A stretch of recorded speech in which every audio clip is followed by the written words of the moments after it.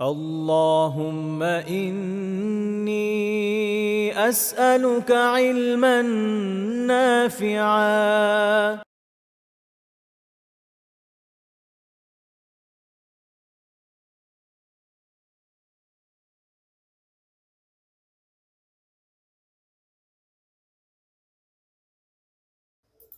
إن الحمد لله نحمده ونستعينه ونصلي على رسوله الكريم وعلى آله وأصحابه أجمعين أما بعد আমরা কবিরা গুনাহ বিষয়ে আলোচনা করছিলাম। আলহামদুলিল্লাহ এ প্রসঙ্গে বিগত দর্শে আমাদের আলোচনা যেটা ছিল সেটা হচ্ছে যে আল্লাহ তাআলার রহমত থেকে, আল্লাহ তাআলার অনুগ্রহ থেকে, আল্লাহ তাআলার মেহেরবানি থেকে নিরাশ হয়ে যাওয়া, এটা একটা কবিরা গুনাহ আমরা শিখেছি। আজকে এর একদম বিপরীত আরেকটা কবিরা গুনাহ সম্পর্কে আমরা জানব। একই অধ্যায়ে আমাদের সম্মানিত লেখক শেখ মোহাম্মদ বিন আব্দুল ওয়াহাব রাহিমাহুল্লাহ তাআলা তার কিতাব আল কাবাইর একই অধ্যায়ে এই দুইটা বিষয়কে উল্লেখ করেছেন, কেননা এই দুইটা আসলে একে অপরের বিপরীত। হয় মানুষ এইটার মধ্যে পড়ে, নয় ওইটার মধ্যে পড়ে। এখন মানুষকে যদি আপনি আশা একটু বেশি দিয়ে ফেলেন, তো মানুষের স্বভাব হচ্ছে এরকম যে মানুষ তখন একটু বেশি আশাবাদী হয়ে যায়, ফলে সে আরেক সীমা লঙ্ঘনে চলে যায়। আগেরটা ছিল ধরেন এক রকমের সীমা লঙ্ঘন, সেটা হচ্ছে আল্লাহ তাআলার রহমত থেকে নিরাশ হয়ে যাওয়া। আর আরেক ধরনের সীমা লঙ্ঘন আমরা দেখি, সেটা হলো এর বিপরীতটা, অর্থাৎ বেশি আশাবাদী হয়ে যাওয়া, যে আল্লাহ তো মাফ করে দিবেই, আল্লাহ তো মাফ করে দিবেই, কাজেই আমার এত বেশি টেনশন নেওয়ার দরকার কি। আহ, এইটা আমাদের সমাজে খুব ব্যাপক। আমাদের সমাজে মনে হয় আল্লাহ তাআলার রহমত থেকে নিরাশার পরিমাণের থেকে আল্লাহ তাআলার কৌশল সম্পর্কে আহ, অজ্ঞাত থাকা, অথবা নিজেকে এতে বেশি নিরাপদ মনে করা, অতি নিরাপত্তা বোধ, এইটা আমাদের এখানে একটু বেশি, বরং এটার পরিমাণটাই বেশি। মানুষ খুব আশাবাদী। আপনি যদি কাউকে বলেন যে তুমি ঠিকমতো সলাত আদায় করো না কেন, করো, আল্লাহ তাআলা এটা ফরজ করেছেন। হাদিসে সলাত তরককারীকে কাফির পর্যন্ত বলা হয়ে গেছে, বা তার আমল যেটাকে কুফর বলা হয়েছে। তো সে বলবে যে আল্লাহ তাআলা তো আরহামার রাহিমিন, আল্লাহ তাআলা মাফ করে দিবে, আশা করি। তো যত পাপ করে, যাই করে, এত আশা। বাঙালি জাতিগতভাবে আমরা অনেক আশাবাদী, নেগেটিভ জায়গায়। যেই জায়গাতে অ্যাকচুয়ালি আমাদের আশাবাদী হওয়া উচিত, দেখবেন ওই জায়গাগুলোতে আমাদের আশাগুলো একটু কম, বেশ দুর্বল। আর যেগুলাতে আসলে আশা নাই, যে একটু খৌফ, একটু ভয় থাকা দরকার, শঙ্কা থাকা দরকার, ওখানে আমরা এত আশাবাদী, আল্লাহু আকবার, মানে আশা আর আশা। তো শেখ রাহিমাহুল্লাহ তাআলা ওনার এই কিতাবে দুইটা বিষয়কে, আর একটা হচ্ছে আল্লাহ তাআলার রহমত থেকে নিরাশ হয়ে যাওয়া, এক কবিরা গুনাহ, এবং এর বিপরীতটা সেটা হচ্ছে আল্লাহ তাআলার কৌশল থেকে নিজেকে নিরাপদ মনে করা। এই দুইটা বিষয়গুলি একই অধ্যায়ে এনেছেন। এটা এটা দ্বিতীয় যে পয়েন্ট আজকে আমাদের তাহলে আলোচ্য বিষয়, সেটা হচ্ছে আল আমনু মিন মাকরিল্লাহি তাআলা, আল্লাহ তাআলার যে কৌশল, আল্লাহ তাআলার কৌশল, এইটা থেকে নিজেকে নিরাপদ মনে করা। তো শেখ রাহিমাহুল্লাহ তাআলা এই যে দুইটাকে একত্রে পাশাপাশি আলোচনা করেছেন।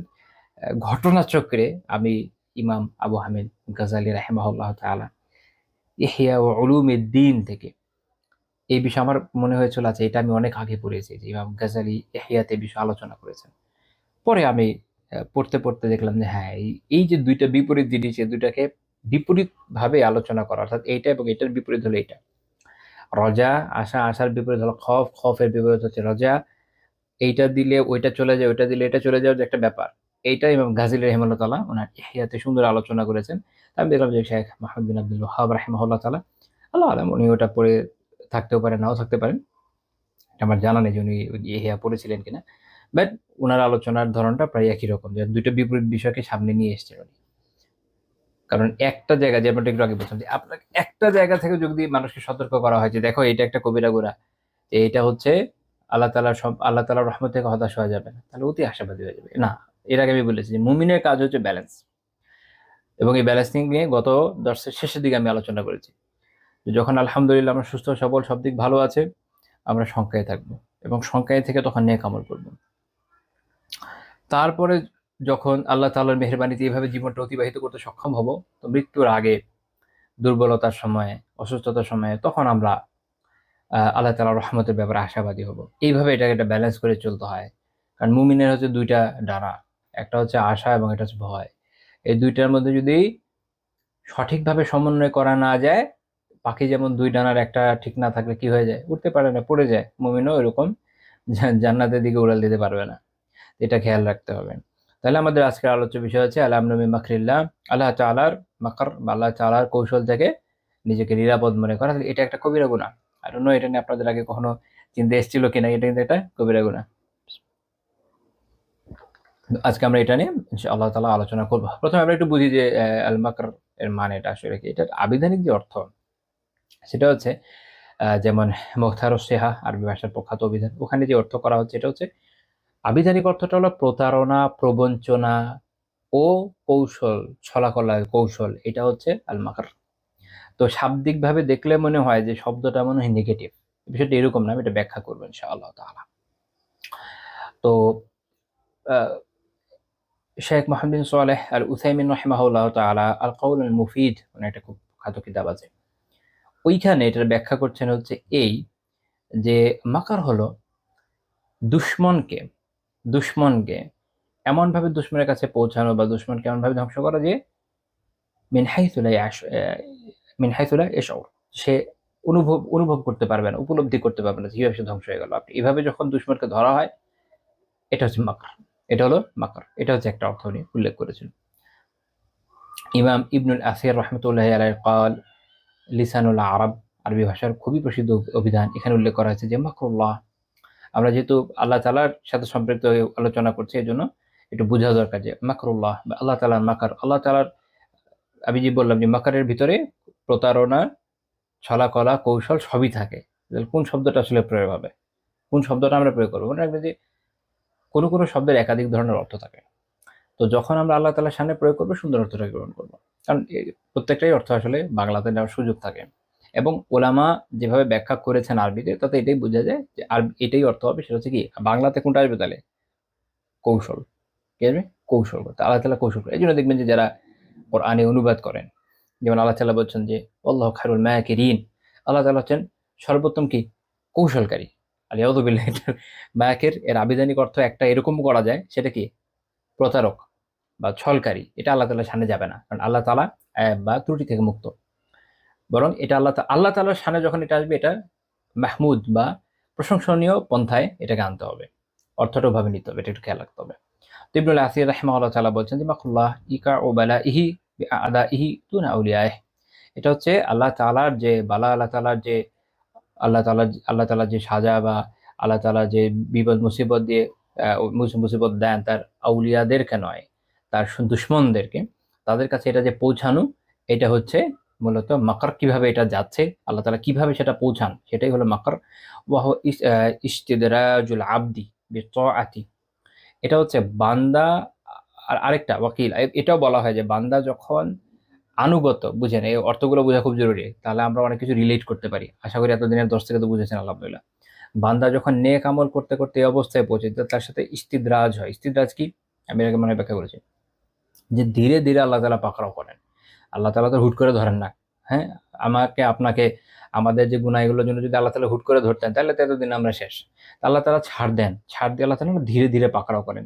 যে জালেম, তাকে দেখবেন যে জুলুম, একটা কথা আছে যে জুলুমের 16 কলা পূর্ণ করতে দেন।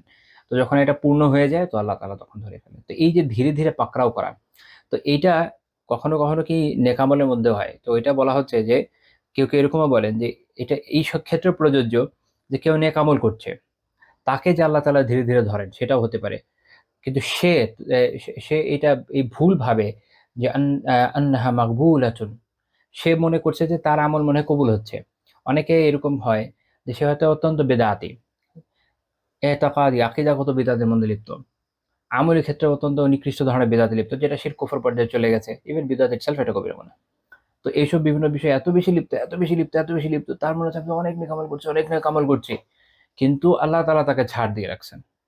তার মনে হচ্ছে যে এটা মকবুল, এটা তো গ্রহণযোগ্য, কিন্তু আসলে ওয়াহিয়া মারদুদা, আসলে এগুলো প্রত্যাখ্যাত। তো এগুলো এক পর্যায়ে তাকে ধরা হবে। তো এ হচ্ছে আবিধানিক ব্যাখ্যা। তাহলে আল মাকার হচ্ছে আবিধানিকভাবে বলছি যে প্রতারণা, প্রবঞ্চনা, কৌশল, ছলাকলা এগুলো অর্থ আসে। বস্তুতা আল্লাহ তাআলার সাথে যখন আসে, এটা এভাবে একটা অর্থ করা যায় যে আল্লাহ তাআলা যখন কাউকে, সেটা তার দুশমনদেরকেও হতে পারে, অথবা যারা তার ইবাদত গুজার বান্দাও বটে, কিন্তু তার মধ্যে অনেক বড় বড় কবিরা গুনাহ এভাবে প্রবেশ করেছে, সে এত বেশি গুনাহগার, এত বেশি বিভ্রান্তির মধ্যে লিপ্ত। হ্যাঁ, আছেন না, যেমন যে কাফের না, মুসলিম কিন্তু ফাসেক, অনেক কবিরা গুনাহ করে, জালেম, যারা একদম কাফের হয়ে যায় কিন্তু জালেম, মুরতাদ হয় নাই, অর্থাৎ ইসলাম থেকে বের হয়ে যায়নি, বাট অনেক বড় জালেম, মানুষের উপর অনেক জুলুম করে, এই ধরনের লোক বা এইরকম যারা, এদেরকেও এই উভয় দল, অর্থাৎ কাফের মুশরিক এবং মুসলিমদের মধ্যে যারা জালেম এবং বিভিন্ন ধরনের ফাসেক কবিরা গুনাহগার, এদের এদের হয় যেটা, যে এদেরকে আল্লাহ তাআলা ছাড় দিয়ে দিয়ে একটা পর্যায়ে যখন এদেরকে ধরেন, কৌশলের মাধ্যমে কৌশল করেন আল্লাহ তাআলা এদের বিরুদ্ধে। এবং অনেক ক্ষেত্রে এটা হতে পারে যে এদেরকে পাকড়াও করার জন্য, অনেক ক্ষেত্রে এটা হয় যে আহ, আল্লাহ তাআলা অন্যান্য আল্লাহ তাআলা যারা যারা আউলিয়া, আল্লাহ তাআলার ওয়ালি যারা, অন্যান্য সাধারণ মুমিন অথবা যারা মাজলুম মুমিন, তাদেরকে রক্ষা করার জন্য আল্লাহ তাআলা কখনো কখনো এদেরকে ধসিয়ে দেন, ধ্বংস করে দেন। এরকম বিভিন্ন বিষয় যখন ঘটে, তখন এটা হচ্ছে আল্লাহ তাআলার মাকার, এটা হচ্ছে আল্লাহ তাআলার কৌশল। বিষয়টা সবসময় একদম কুফারদের যুদ্ধের মধ্যে উড়াই দেওয়ার সাথে সম্পৃক্ত নয়, এটা একটু খেয়াল রাখতে হবে। এটাও সত্য যে কুফফারদের সাথে যুদ্ধের মধ্যে তাদের ধ্বংস হতে পারে, অন্যান্য বিভিন্ন ওয়েতে তাদের অর্থনৈতিকভাবে ধসিয়ে দেওয়া হতে পারে, তাদের সামাজিক অবস্থার ১২টা বাজিয়ে দেয়। অনেক ক্ষেত্রে দেখবেন যে তাদের সামাজিকতা একদম ধ্বংস হয়ে যায়, সোশ্যাল ফেব্রিকটা নষ্ট হয়ে যায়, তাদের সমাজ এমনভাবে বিচ্ছিন্ন হয়ে যায় যে মুসলিমদের বিপক্ষে তারা দুর্বল হয়ে যায়। মানে কখনো কখনো আল্লাহ তাআলা মুসলিমদের অনেক শক্তিশালী করেন, আবার কখনো দেখবেন কুফফাররা এত দুর্বল হয়ে যায় যে মুসলিমরা বেঁচে যায়। এটা এক্সাম্পল দেই প্রাচীন আমল থেকে। আপনারা জানেন যে যখন খানরা, ইয়ানি মঙ্গলরা মুসলিম জাহান দখল করে, মুসলিমরা যে একদম সব তাদেরকে খুব কঠিনভাবে পরাজিত করেছে এরকম না। আইন জালুতের যুদ্ধের পরাজয়ের ফলে তাদের অগ্রগতি রুদ্ধ হয়েছে সত্য, কিন্তু তার আগে খানের একটু ভাগ হয়ে গেছিল। একটা অংশ ছিল আপনার গোল্ডেন হোর্ড, যেটা হচ্ছে সবচেয়ে বড় খানেত, সেটা হলো আপনার রাশিয়া এবং পূর্ব ইউরোপ বিস্তৃত ছিল। আবার একটা অংশ ছিল হচ্ছে মঙ্গোলিয়া এবং চীনে, একটা অংশ ছিল ইরাক থেকে আমাদের এই যে ইয়ে পর্যন্ত বিস্তৃত, ইরাক পারস্য এইসব অঞ্চলে বিস্তৃত। এই যে ইরাক পারস্যের এরিয়াটা, এরা শিয়া হয়ে গেছিল আলিয়াদুবিল্লাহ। তো ইন্টারেস্টিং বিষয় হচ্ছে যেটা, এক্ষেত্রে মুসলিমদের এমন কোনো শক্তি উত্থিত হয়নি যারা ওদেরকে একদম ধ্বংস করে দিতে পারে, কিন্তু আল্লাহ তাআলা ওদের সোশ্যাল ফেব্রিকটাকে ভেঙে দিয়েছেন এবং দিন কবুলের তৌফিক দিয়েছেন, যার ফলে মধ্য এশিয়া থেকে নিয়ে রাশিয়া এবং পূর্ব ইউরোপের যে গোল্ডেন হোর্ড যার কাছে, তারা ইসলাম গ্রহণ করেছিল আলহামদুলিল্লাহ। ফলে মুসলিমদের বিপক্ষে যে বড় শক্তি, এটা মুসলিমের পক্ষে শক্তি হয়ে গেছে। তো আল্লাহ তাআলা কখনো এইভাবেও কৌশল করেন না। আল্লাহ তাআলার কৌশল বিভিন্নভাবে হতে পারে, এটা হলো মূল কথা। আল্লাহ তাআলার কৌশল বিভিন্নভাবে হতে পারে। এটা সবসময় জরুরি না যে একটা যুদ্ধের ক্ষেত্রেই পরাজয় পরাজয় প্রতিপক্ষকে বরণ করতে হবে, এটা জরুরি না। আবার আবার এটা মানে এখনই হয়ে যেতে হবে, এটাও জরুরি না। এটা অনেক লম্বা সময় লাগিয়ে হইতে পারে। যেমন মঙ্গলদের যে কনভার্সন, এটা লম্বা সময়ের বিষয় ছিল। আরো অন্যান্য বিষয়, যেমন ধরেন ক্রুসেডারদের বিরুদ্ধে আলহামদুলিল্লাহ মুসলিম উম্মাহকে যে আল্লাহ তাআলা বিজয় দিয়েছেন, তো অনেক লম্বা সময়ের যুদ্ধ ছিল, ৫টা ৬টা ক্রুসেড হয়েছে সব মিলে মেবি। তো লম্বা সময়ের বিষয়। তো এরকম অনেক অনেক বিষয় হতে পারে, কুফারদের বিরুদ্ধে হতে পারে, মুশরিকিনদের বিরুদ্ধে হতে পারে, ইভেন জালেমদের বিরুদ্ধে হতে পারে, এগুলো হতে পারে। আবার সাধারণ ক্ষেত্রে একজন সাধারণ মুসলিম যে আলহামদুলিল্লাহ নামাজ পড়ছে, অন্যান্য ফরজ আমল করছে, মাঝে মাঝে গুনাহ হয়ে যায়, স্বাভাবিক, প্রত্যেক মুমিনের এটা হয় স্বাভাবিক, কারণ আমরা কেউ নবী রাসূল নই, আমরা মাসুম নই, আমাদের গুনাহ হবে, আমাদের কাছে তওবা ইস্তিগফার করা। তো এই ধরনের ব্যক্তিদের ক্ষেত্রেও কিন্তু আল্লাহ তাআলার কৌশল কৌশল কার্যকরী। দেখা যায় যে সে হয়তো আহ, আল্লাহ তাআলা তাকে ছাড় দিচ্ছেন, এদিকে সে মনের সুখে গুনাহ করে যাচ্ছে। হ্যাঁ, আলহামদুলিল্লাহ নামাজ পড়ছে, সব ভালো সব ভালো, কিন্তু তার কিছু আলিয়াতুবিল্লাহ, আল্লাহ আমাদের সবাইকে হেফাজত করেন, তার হয়তো কোনো গোপন গুনাহ আছে। একা একা যখন থাকে সে হয়তো তখন ইন্টারনেট ব্রাউজ করছে, এই সময় বিভিন্ন ধরনের গুনাহ থাকে, লিস্ট অনেক লম্বা, এটা বলার প্রয়োজন নেই, আপনারা বুঝেন। বিভিন্ন ধরনের গুনার মধ্যে সে হয়তো লিপ্ত আছে, ইভেন ফেসবুকে বা টুইটারে, এনিওয়্যার, যে কোনো জায়গায় হতে পারে। আহ, তারপর ধরেন ফর এক্সাম্পল একটা ফেক আইডি চালায়, দিন প্রচারের দিন প্রচারের জন্য ফেক আইডি চালায়, আচ্ছা ভালো। তো দিন প্রচারের ফেক আইডি থেকে মানুষকে গালিগালাজ করে। ভাই মনে রাখেন, আপনার আইডি ফেক হইতে পারে, কিন্তু আপনার যে আমল নামা, এটা একদম ভ্যালিড, সলিড অ্যান্ড পারফেক্ট, ওইটার কোনো পরিবর্তন আসে নাই। মানে আপনার ফেক আইডির জন্য কোনো ফেক আমল নামা আসবে না, আমল নামা ওইটাই আসবে যেটা আল্লাহ তাআলা আপনার জন্য নির্ধারণ করেছেন। কাজেই ওইখানে ওইখানে আপনার সব আমল অ্যাজ ইউজুয়াল উঠে যাচ্ছে। আপনি ফেক আইডিতে কাউকে গালি দিলে কেউ হয়তো জানছে না, বাট আল্লাহ তাআলা জানছেন। আপনার যারা দায়িত্বপ্রাপ্ত ফেরেশতা তারা সুন্দর করে লিখে রাখছেন, এটা কিন্তু পরকালে ধরা খেয়ে যাবে। তো এরকম বিভিন্ন ধরনের কাজ মানুষ করে। আমি আসলে এগুলো যদি উদাহরণ দিতে যাই, খালি উদাহরণ নিয়ে আলোচনা করলে হয়তো আমাদের এক সেশন চলে যাবে। এটার প্রয়োজন আশা করি নাই। আপনারা বোঝেন যে কত ধরনের মানুষ এ ধরনের গুনাহে লিপ্ত। তো এগুলো যখন করেন আল্লাহ তাআলা কি করে? আল্লাহ তাআলা কিন্তু ছাড় দেন। আল্লাহ তাআলা ছাড় দেন। আল্লাহ তাআলা বান্দার প্রতি অনেক দয়া, আল্লাহু আকবার। আল্লাহ তাআলার দয়ার কথা ভাবলে মানে হতভম্ব হয়ে যেত, সুবহানাল্লাহ। আল্লাহ তাআলা যদি সহনশীল এরকম না হতেন, তাহলে আমাদের কি অবস্থা হতো, আল্লাহ সুবহানাহু। তো যাই হোক, লা ইলাহা ইল্লাল্লাহ। তো আল্লাহ তাআলা ছাড় দেন। আল্লাহ তাআলা একটা কৌশল। বান্দা তখন একসময় এই ছাড়টা আল্লাহ তাআলা একদিক থেকে তার জন্য একটা বেনিফিট, একটা প্রিভিলেজ যে তুমি তবে ইস্তিগফার করে ফেরত আসো। আর আরেক দিক থেকে এটা তার জন্য কৌশল যে সে হয়তো যদি এটা না হয়, ঠিক না হয়, তো আল্লাহ তাআলা একসময় তাকে পাকড়াও করবেন। আর যখন আল্লাহ পাকড়াও করবে, এটা খুব কঠিন পাকড়াও হবে।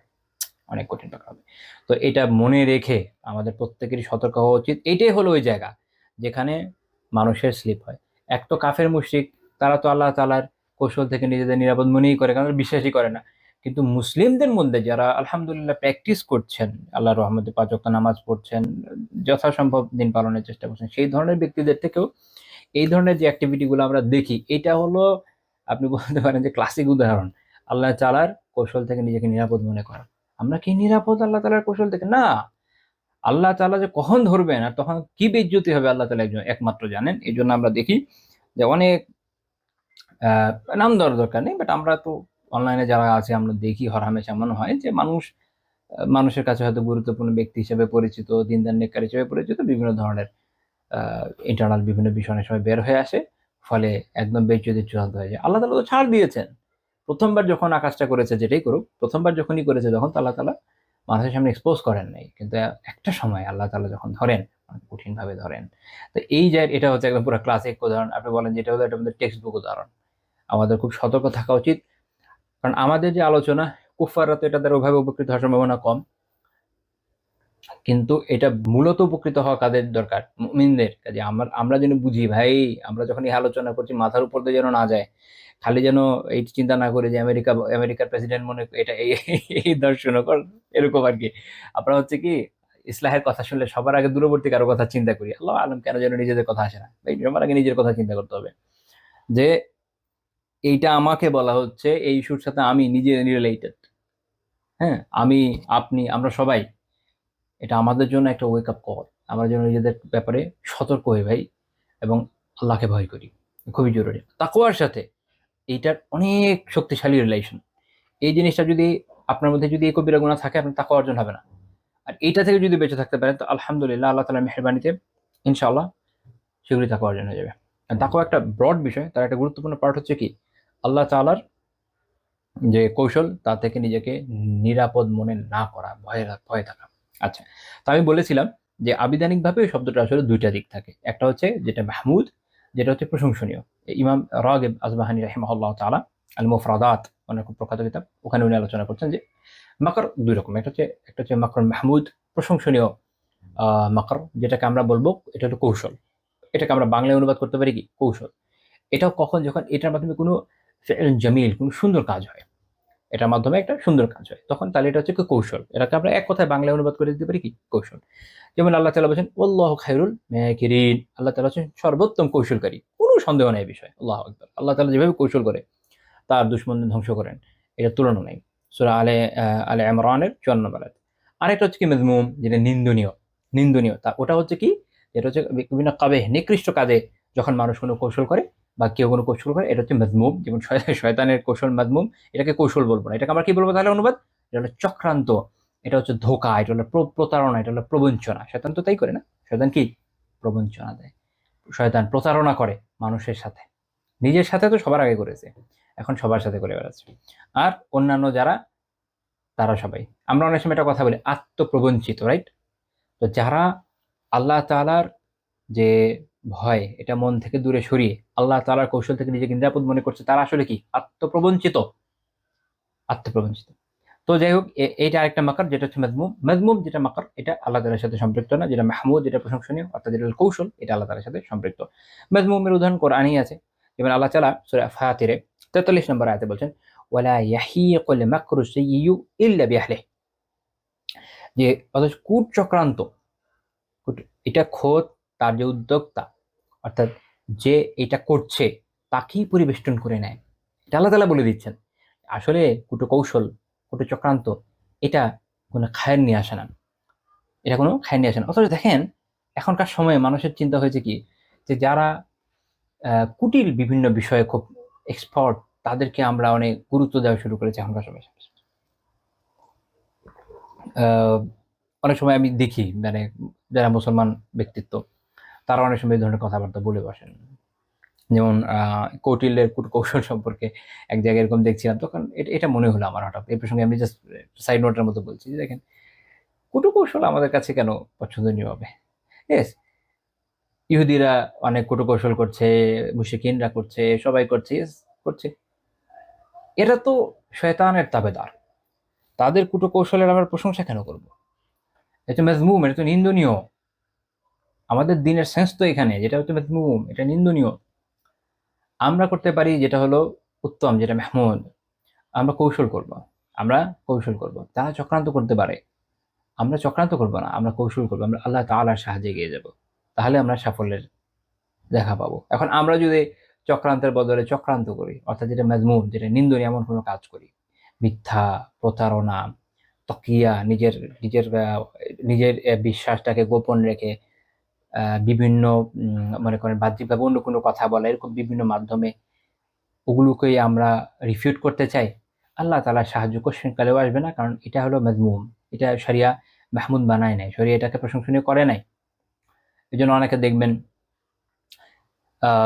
সেকুলারদের সাথে মেশার জন্য, লিবারালদের সাথে মেশার জন্য, সেকুলার পলিটিক্সে নিজেদের অবস্থানকে টিকে রাখার জন্য এমন দলও আছে, ব্যক্তি আছে, সবই আছে, যারা দেখবেন আলহামদুলিল্লাহ নামাজ পড়ছে, বাহ্যিকভাবে নিজেদের দিনদার মনে করছে, অনেকে অনেকে আবার দিনের দাবিও করে। এখন তো ইসলামী দল অনেকগুলো বাংলাদেশে, কিন্তু তারা নিজেদেরকে, আমরা একটা কথা বলি যে জাতে ওঠার প্রয়াস পাওয়া, তো এইটা করতে গিয়ে তারা তাদের টোনে কথা বলে, তাদের কথায় কথা কথা মেলায়, তাদের সুরে সুর মেলায়।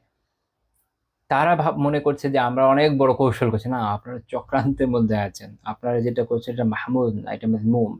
দিন তো ইজহারের বিষয়, দিন তো প্রকাশ করার বিষয়, দিন গোপনে রাখা এটা তো শিয়াদের কাজ, যারা তাকিয়া করে বেড়ায়। আলহামদুলিল্লাহ আমরা এমন একটা দেশে আছি, এখানে অধিকাংশ জনগোষ্ঠী মুসলিম। এখানে আলহামদুলিল্লাহ একটু পরপর মসজিদ। এইখানে আপনার এমনকি জানের রিস্ক পড়ে গেছে যে আপনার দিনই গোপন করতে হবে। আহ, এটা হচ্ছে আত্মজিজ্ঞাসা। নিজেকে জিজ্ঞেস করে দেখেন যে যে কাজ করছেন এটা কি চক্রান্তই নাকি এটা কৌশল। উভয়ের মধ্যে পার্থক্যটা কিন্তু খুবই খুবই ন্যারো, ওটা বুঝে আগাইতে হবে। নয়তো দেখা যাবে যে যেটাকে দিনের কাজ মনে করছেন সেটা আসলে তা নয়। খেয়াল আছে, শুরুতে একটা কথা বলেছিলাম যে মাকার যেটা, এটার এটার একটা ব্যাখ্যা হচ্ছে এরকম, যেটা আপনার লিসানুল আরব থেকে আমি আপনাদেরকে শুনিয়েছিলাম, যে বান্দা মনে করছে আমি অনেক নেক কাজ করছি, খুব আনুগত্যমূলক কাজ করছি আল্লাহ তাআলা, আসলে না। এই জন্য খেয়াল রাখা জরুরি যে আমি আসলে কি করছি। সবসময় যে কোনো কাজের ক্ষেত্রে নিজেকে জিজ্ঞেস করবেন যে শরিয়া কি বলে। আমরা অনেক সময় পলিটিক্সকে সামনে রেখে আমাদের দিন নির্ধারণ করি। মনে রাখবেন, পলিটিক্স এর উপরে নির্ভর করে দিন আগাবে না। দিন দিনই আছে, দিনই থাকবে। এটা পরিপূর্ণতা চলে এসেছে অনেক আগে, আর চেঞ্জ আসবে না। আপনার পলিটিক্স যদি দিনের সাথে সাংঘর্ষিক হয়, তাহলে ওই পলিটিক্সকে প্রশ্ন করেন, ওটাকে শেপ করেন। শেপ করা না গেলে ওখান থেকে বের হয়ে আসেন। আল্লাহ তাআলার সামনে তো দাঁড়াইতে হবে। আল্লাহ তাআলার সামনে আহ বাচালতা, কুটিলতা, এই যে লিপ সার্ভিস, এগুলো কোনো কাজে আসবে না। তখন মুখ বন্ধ করে দেওয়া হবে, আপনার হাত পা সব সুন্দর করে বলা শুরু করবে কি কি কাজ করেছে। ঠিক আছে, এই যে এত বিশাল কাজ করার জন্য, মনে করেন যে খুব দিন উদ্ধার করার জন্য, আল্লাহ মাফ করে, আস্তাগফিরুল্লাহ আস্তাগফিরুল্লাহ, হ্যাঁ, মহিলাদের পাশে একদম ঘেঁষাঘেঁষি করে বসে থাকলেন, লা হাওলা ওয়ালা কুওয়াতা ইল্লা বিল্লাহ, কি জবাব দেবেন আল্লাহ তাআলাকে? এটার কি দলিল হতে পারে? আল্লাহু আলাম, আমি জানি না। আজকাল সবকিছুরই দলিল পাওয়া যায়, আল্লাহু আলাম। কিন্তু আমি আমি আমার স্বল্প বুঝে যেটা বুঝি, আল্লাহ তাআলার সাথে শতান। আমাকে আপনাকে জবাবদিহিত করার দরকার নেই। কিন্তু যারা এই কাজগুলো করেন বা করছেন, দিনের সীমাকে লঙ্ঘন করছেন, তারা আল্লাহর সাথে শতান। মানুষ যায়, মানুষকে পটানো যায়, আল্লাহ তাআলা এগুলোর ঊর্ধ্বে। আচ্ছা, তো যেটা বলছিলাম, তো তাহলে এখন আমরা আল্লাহ তাআলার মাকার, আল্লাহ তাআলার কৌশল সম্পর্কে আলোচনা করলাম। আচ্ছা, তাহলে এটা কি আল্লাহ তাআলার একটা সিফাত হিসেবে বলা যায়? এখানে একটা গুরুত্বপূর্ণ পয়েন্ট বুঝেন। সিফাত বা আল্লাহ তাআলার যে বৈশিষ্ট্যগুলো, আমরা যে কোরআন সুন্নাতে তার যে বৈশিষ্ট্য আছে এগুলো আমরা একসেপ্ট করি না, যেভাবে সেভাবে একসেপ্ট করি। এগুলো কোনো স্বরূপ অন্বেষণ করি না। আচ্ছা, এগুলো স্বরূপ আল্লাহ তাআলা জানেন। আচ্ছা, তো সিফাতের যে সব শব্দ দ্বারা না সিফাত বোঝানো হয়, মনে রাখেন এই ধরনের শব্দ ৩ রকম হয়। কিছু শব্দ এমন যেটা ইসরাফ মাহমুদি শব্দটাই প্রশংসিত জিনিস বোঝায়, যেমন ধরেন রহমা, হেলম সহনশীলতা, এলম জ্ঞান, এরকম কুদরা ক্ষমতা, যে ক্ষমতা শক্তি, এইগুলো আল্লাহ তাআলার জন্য মুতলাকান জেনারেলাইজ ভাবে প্রয়োগ করা যায়, যেন এগুলো আল্লাহ তাআলার সিফাত হিসেবে, যেগুলো কোরআন সুন্নাতে এসে একসেপ্ট করে নেওয়া হয়েছে। আরেকটা হচ্ছে কিছু শব্দ আছে এরকম যেগুলো শাব্দিকভাবেই কোনো ত্রুটি বোঝায় অথবা কমতি বোঝায়, যেমন ধরেন ঘুমানো একটা কাজ, যে ঘুমায় এটা অবশ্যই একটা ত্রুটি, এটা সৃষ্টির বৈশিষ্ট্য, এটা আল্লাহ তাআলার সাথে শানে প্রয়োগযোগ্য না, তাহলে এই ধরনের শব্দ বাতিল। তৃতীয় এক ধরনের শব্দ আছে যেটা কোন জায়গায় প্রয়োগ হচ্ছে তার উপর নির্ভর করে, যেমন আমরা মাকড়া শব্দটা দেখলাম, এই শব্দটা এটার মাহমুদ বা প্রশংসনীয় প্রয়োগও আছে, মাজমুম বা নিন্দনীয় প্রয়োগও আছে। তাই এটাকে আল্লাহ তাআলার শানে এইভাবে প্রয়োগ করা যায় না যে আল্লাহ তাআলার একটা সিফাত আছে মাকার এবং আল্লাহ তাআলা হচ্ছেন আলিহাযুবিল্লাহ মাকের, এরকম বলা যায় না। বরং এইটাকে যেটা হয় যে শর্তযুক্ত ভাবে প্রয়োগ করতে হয়, শর্তযুক্ত ভাবে। যেমন আল্লাহ তাআলা কোরআনে যেমন বলছেন যে আল্লাহ তাআলা সর্বোত্তম কৌশলকারী, অর্থাৎ কৌশলকারীদের মধ্যে তিনি তার একটা তুলনা দেখাচ্ছেন যে তিনি হচ্ছে এক্ষেত্রে বেস্ট ওয়ান। তারপরে আল্লাহ তাআলা অন্য জায়গায় কুফফারদের মাকারের বিষয়ে বলছেন যে আল্লাহ তাআলা বলছেন আফা আমিনু মাকরাল্লাহ, যে তারা কি আল্লাহ তাআলার কৌশল থেকে সতর্ক হয়ে গিয়েছে, হয়ে গেছে, নিজেদের নিরাপদ মনে করেছে। ফালা ইয়ামানু মাকরাল্লাহি ইল্লাল কওমুল খাসিরুন, আল্লাহ তাআলার কৌশল থেকে ক্ষতিগ্রস্ত সম্প্রদায় ব্যতীত আর কেউ নিজেকে নিরাপদ মনে করে না। এখানে আল্লাহ তাআলা কোনো একটা বিষয়ের সাথে যুক্ত করে এই শব্দটাকে প্রয়োগ করেছেন। তো এইজন্য আল্লাহ তাআলা কৌশলকারী, আল্লাহ তাআলা কৌশল করেন, আল্লাহ তাআলা কৌশল করেন, এটা আমরা উল্লেখ করতে পারি। আল্লাহ তাআলা কৌশল করেন এটা আমরা উল্লেখ করতে পারি। আল্লাহ তাআলার একটি ক্রিয়াগত বৈশিষ্ট্য যেটা আমরা বলি এই হিসাবে প্রয়োগের ক্ষেত্রে, এটা হচ্ছে যেমন শেখ মোহাম্মদ বিন সালেহ আল উসাইমিন রাহিমাহুল্লাহ তাআলা ওনার কিতাব মাজমুউ ফাতাওয়া ওয়া রাসাইল, এই কিতাবে প্রথম খণ্ডের 170 পৃষ্ঠায় এটা নিয়ে আলোচনা করেছেন। উনি একটি প্রশ্নের জবাবে উনি এই কথা বলছেন। তো উনি বলছেন যে এটাকে মাকের এরকম কোনো আসমা আল্লাহ বা নাম আল্লাহ তাআলার কোনো সিফাতের আসলে নাই। বেসিক্যালি যেটা হচ্ছে এটা হচ্ছে আল মাকার হচ্ছে উনি বলছেন মিনাস সিফাতিল ফাইলিয়াহ, এটা হচ্ছে আল্লাহ তাআলার ক্রিয়াগত বৈশিষ্ট্যের অন্তর্ভুক্ত। মানে এটা আল্লাহ তাআলার আল্লাহ তাআলা যে মাশিয়াহ, আল্লাহ তাআলার যে ইচ্ছা তার সাথে সম্পৃক্ত। আল্লাহ তাআলা যখন চান কৌশল করেন। কাজেই এটা আল্লাহ তাআলার কর্মগত একটা বৈশিষ্ট্য, যেটা হচ্ছে তার ইচ্ছার সাথে সম্পৃক্ত, এবং এটা হলো মাহমুদ, এটা হচ্ছে প্রশংসিত। আমরা এটুকু খেয়াল রাখবো ইনশাআল্লাহ তাআলা। কিন্তু এটাকে আলাদা একটা সিফাত হিসেবে এটা কোনো জায়গায় দেখা যায়, কিন্তু অনেকে এরকম উল্লেখ করে থাকবেন, কিন্তু এটা সঠিক না।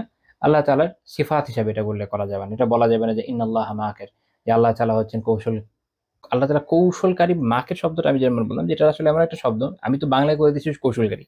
আপনি বলেন যে আল্লাহ তাআলা সর্বোত্তম কৌশলকারী, তাহলে সমস্যা নেই, কারণ এটা কোরআনের কথা। আল্লাহ তাআলা কোরআনে হুবহু বলেছেন, অর্থাৎ যেভাবে এসছে ওইভাবে যদি ব্যবহার করেন, কোরআনে যেভাবে এসছে কোনো সমস্যা নেই। যেমন আমরা বলি উলামা বলেন, দেখবেন যে আল্লাহ তাআলা সর্বোত্তম কৌশলকারী, হ্যাঁ, তারাও কৌশল করে, আল্লাহ তাআলাও কৌশল করেন এবং আল্লাহ তাআলা সর্বোত্তম কৌশলকারী, এরকম কোনো সমস্যা নেই, এভাবে প্রয়োগ করা যাবে।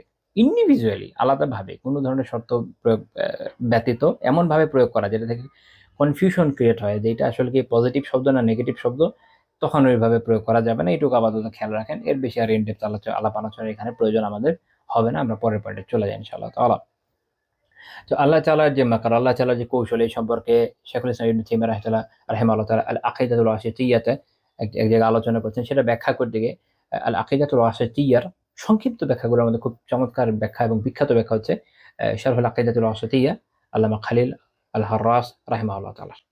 উনি বলেছেন যে কদ ফাসসারা বা'দুস সালাফি মাকরাল্লাহি বিইবাদিহি, কিছু কোন সালাফ আল্লাহ তাআলার বান্দাদের সাথে আল্লাহ তাআলার যে কৌশল, এটাকে ব্যাখ্যা করেছেন এভাবে, বিআন্নাহু ইস্তিদরাজুহুম বিন-নিআমি মিন হাইসু লা ইয়া'লামুন, যে আল্লাহ তাআলা এদেরকে নেয়ামতের মাধ্যমে ধীরে ধীরে পাকড়াও করেন, যেটা তারা বুঝে না। যেটা আমি এর আগে বলেছি কিন্তু, তারপর উনি খুব গুরুত্বপূর্ণ কথা বলেছেন যে ফাকুল্লামা আহাদাথু যামবা আহাদাথা লাহুম নি'মা। আল্লাহু আকবার। কখনো কখনো এরকম হয় না যে বান্দার কি হয়, যতই এই অবস্থায় যখন আল্লাহ তাআলা ধীরে ধীরে পাকড়াও করেন না, বান্দার যত নিয়ামত যত গুনাহ বাড়ে, দেখা যাচ্ছে গুনাহ হচ্ছে, গুনাহ বাড়ছে, তার সাথে তার নিয়ামত বাড়ছে। তো বান্দার মনে আরে আমি তো অনেক নিয়ামত পাচ্ছি, আমি তো তাহলে হকের উপরই আছি হয়তো। না, এরকম মনে করার কোনো কারণ নাই। আমরা পরে দেখব যদি আল্লাহ তাআলা তৌফিক দেন, হয়তো আজকে, আর যদি আজকে সময় না হয় পরের দিন, যে সালাফরা নিজেদেরকে কখনো, সাহাবীরা বিশেষ করে, তারা কখনো নিজেদেরকে আল্লাহ তাআলার কৌশল থেকে নিরাপদ মনে করতেন না। সবসময় ভয়ে থাকতেন নিজেদের ঈমান নিয়ে। আমাদের তো ঈমান, আল্লাহু আকবার, কংক্রিটের ঈমান। বরং এর চেয়ে শক্ত যা আছে, পৃথিবীর সবচেয়ে শক্ত ধাতু কি আল্লাহ জানে, লোহা অথবা তার চেয়ে শক্ত যদি কিছু থেকে থাকে, ভাঙার প্রশ্ন ওঠে না। আমি বিভিন্ন সময় অনেকের পোস্টও দেখেছি অনলাইনে, যে ধরনের কথা লিখছে যে আমি মনে করি আমার ইমানের কোনো ক্ষতি হচ্ছে। সুবহানাল্লাহ, ও ইমান কি এটি জানে না, সালাফের কিতাবাদি পড়ে নাই, উলামায়ে কেরাম এই বিষয়ে যে আলাপ আলোচনা করেছেন কিছুই জানে না। সে মনে করেছে যে আরে আমি যদি বিশ্বাস করে নিয়েছি তাহলে হয়ে গেছে, যে এটা আমি জানি, এই যে এনাফ, এভাবে মনে করেছে। সে মনে করেছে যে কুফর বলে কিছু নাই, মনে হয় যে একজন লোক একবার মুসলমান হলেই হলো, আর কাফের হবে না, এরকম না। তো ফলে সে নিজেকে আল্লাহ তাআলার যে কৌশল, এটা থেকে নিরাপদ মনে করে ফেলছে। সে আসলে ওর মধ্যে পড়ে গেছে, কিন্তু তার কিন্তু খবর নাই। কিন্তু আল্লাহ তাআলা যাকে আলহামদুলিল্লাহ অন্তর্দৃষ্টি দিয়েছেন, নিশ্চয়ই সেটা বুঝতে পারে যে এরকম ব্যক্তি আসলে নিজে ক্ষতিগ্রস্ত, অলরেডি বিপদে পড়ে আছে, ফিতনায় আছে, সে বুঝে নাই। তো দেখা যায় যে এই ধরনের ব্যক্তিরা, তারা যত নিয়ামত পায়, গুনাহ হচ্ছে, নিয়ামত পাচ্ছে, মনে করছে যে ভালো তো, ভালো না, সেরকম মনে করছে। আবার কেউ আলিয়াযু বিল্লাহ এই ধরনের কথা বলে বলে বসছে যে মানুষ যেহেতু গুনাহ করে, তো গুনাহ তাহলে তার একটা জন্মগত অধিকার, সে গুনাহ করতে পারে না, এরকম বিষয় না। তো সে যেহেতু আল্লাহ তাআলা তাকে অনেক রিজিক দিয়েছেন, অন্যান্য দিকে অনেক সমৃদ্ধি দিয়েছেন, সে নিজেকে এসব অপকর্মে লিপ্ত রাখছে। কারণ সে আল্লাহ তাআলার মাখার, আল্লাহ তাআলার কৌশল সম্পর্কে উদাসীন হয়ে গেছে, সে নিজেকে নিরাপদ মনে করেছে। একই রকমভাবে কুফাররা, মুশরিকিনরা, তাদের এই মুহূর্তে যে অবস্থান সারা দুনিয়াতে বিভিন্ন জাতির মধ্যে আছে, এই সাময়িক অবস্থান থেকে তারা নিজেদের মনে করে নিয়েছে, আমাদের তো অনেক কিছু আছে, আমাদেরকে হারাবে। আদ জাতি যেমন বলেছিল যে আমাদের থেকে শক্তিতে কে বেশি বড়, কে আমাদের চেয়ে বেশি শক্তিশালী।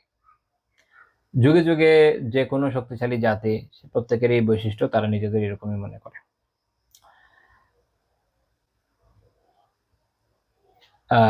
এখনো তাই হচ্ছে। পৃথিবীতে এখনো যে সকল জাতি আছে, জাতি তো দূরে রাখেন, একটা এলাকাতে কেউ যদি একটু পাওয়ারফুল হয়, সেই নিজেকে যেরকম মনে করে যে নিজে একজন ফেরাউন হয়ে যায়, মানে এত ক্ষমতাবান, এত ক্ষমতাবান, অথচ হাতে হাতে সর্বোচ্চ 10টা 20টা ছেলে পেলে আছে। তো ফলে এই ধরনের লোকেরা কি মনে করে যে আচ্ছা আমি যা করছি ভালো তো করছি। অনেকে দেখবেন এই ধরনের লিডার, এই ধরনের কথা তারা বলে বসে যে আমি যদি বেঠিক হইতাম, আল্লাহ কি আমাকে এত রিজিক দিতেন। মানে মানুষের কিন্তু টেন্ডেন্সি এরকম যে আমার যেহেতু অনেক টাকা পয়সা বা এই হচ্ছে, তার মানে আমি ভালোই করছি। তো সালাফরা ব্যাখ্যা করছেন যে এদের হচ্ছে আসলে আল্লাহ তাআলা নিয়ামত দিয়ে ধীরে ধীরে পাকড়াও করছেন, কঠিন ধরা খাবে না। আমি মনে হয় এর আগে একদিন বলেছিলাম, ইমাম আহমদ রাহিমাহুল্লাহ তাআলা তার মুসনাদে, ইমাম বাইহাকী রাহিমাহুল্লাহ তাআলা শুআবুল ঈমান, এবং অন্যান্য উলামা, ইমাম তাবারানী রাহিমাহুল্লাহ তাআলা তার মুআজামগুলোর কয়েকটা, তার মুআজামুল কাবীরে উল্লেখ করেছেন হাদিস, যে সহিহ সনদে রাসূলুল্লাহ সাল্লাল্লাহু আলাইহি ওয়াসাল্লাম বলেছেন যে ইযা রাআইতাল্লাহা ইউতিল আবদা মিনাদ দুনিয়া মা ইউহিব্বু ওয়া হুয়া মুকিমুন আলা মাসিয়াতি। যখন তুমি কোনো বান্দাকে দেখবা যে সে তার গুনার উপর অটল অবিচল আছে, কিন্তু আল্লাহ তাআলা তাকে এর মধ্যেও তার পছন্দনীয় যে জিনিসগুলো, এগুলো দিয়ে যাচ্ছেন। সে গুনার উপর অটল অবিচল, এবং গুনাহ করেই যাচ্ছে, জুলুম করেই যাচ্ছে, পাপ করেই যাচ্ছে, বিভিন্ন ধরনের গুনাহ। মানুষ নামাজ ছেড়ে দেয়, এটা সবচেয়ে বড় গুনাহ। মানে অবশ্যই শিরক সবচেয়ে বড় গুনাহ, কিন্তু এমনিতে একজন যে মুশরিক না, নিজেকে মুসলিম দাবি করছে, তার গুনাহের মধ্যে এটাই তো সবচেয়ে বড় গুনাহ। তো এরকম কাজ করে যাচ্ছে, কিন্তু আল্লাহ তাআলা তাকে তার পছন্দনীয় সবকিছু দিচ্ছেন। সে পেয়ে যাচ্ছে পছন্দনীয় জিনিস, এটা পাচ্ছে, ওটা পাচ্ছে। তার মাঝে ওয়াও! আমি তো আসলে সব পাচ্ছি, বাহ! আল্লাহ তাআলা পছন্দ করেন আমাকে, এরকম না। রাসূলুল্লাহ সাল্লাল্লাহু আলাইহি ওয়াসাল্লাম বলেছেন যে ফাআলাম, জেনে রাখো, আন্নামা যালিকা মিনহু ইস্তিদ্রাজ। এটা হচ্ছে তার, আল্লাহ তাআলার তরফ থেকে তার জন্য কি ইস্তিদ্রাজ। এটা আল্লাহ তাআলার তরফ থেকে ধীরে ধীরে পাকড়াও। আচ্ছা, আল্লাহ তাআলা তাকে ধরবেন, এবং যখন ধরবেন এটা খুব ভয়ানক ধরাবে।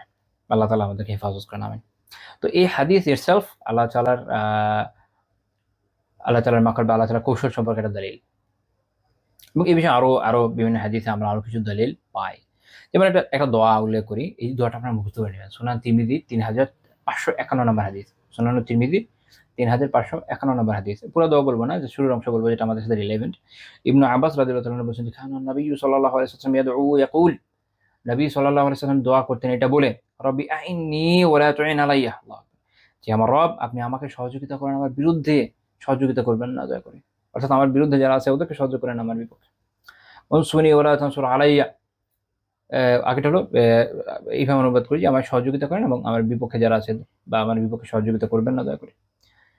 ওয়ানসুরনি ওয়া লা তানসুর আলাইয়া, আমাকে সাহায্য করেন এবং আমার বিপক্ষে যারা আছে তাদেরকে সাহায্য করবেন না দয়া করে। ওয়ামকুর লি ওয়া লা তামকুর আলাইয়া, এবং আমার পক্ষে আপনি দয়া করে কৌশল অবলম্বন করেন, আমার বিপক্ষে কৌশল অবলম্বন করেন না, অর্থাৎ আমার বিপক্ষে যারা আছে তাদেরকে আমার বিপক্ষের কৌশলে সাহায্য করেন না। অর্থাৎ আল্লাহ তাআলার কাছে এই তাওফিক চাওয়া হচ্ছে যে আল্লাহ তাআলা যেন এটা চাওয়া হচ্ছে আল্লাহ তাআলার কাছে, আল্লাহ তাআলা তাকে তার পক্ষে কৌশল করেন। এই দোয়াটা আরো চমৎকার দোয়া। মানে এরপরে আরো চমৎকার কিছু অংশ আছে, আলোচনা শর্ট করার জন্য আমি এটা আগাচ্ছি না। এই হাদিস ইমাম তিরমিজি রাহিমাহুল্লাহ বলছেন যে হাসান সহিহ। এই দোয়াটা মুখস্থ রাখা উচিত, আপনাদের অবশ্যই উচিত এটা মুখস্থ করে নেওয়া। 3551 নম্বর হাদিস, সুনানুল তিরমিজি, গুগলে লিখে সার্চ করেন পেয়ে যাবেন। তো এখানে আমরা দেখছি যে আল্লাহ তাআলার মাকার, আল্লাহ তাআলার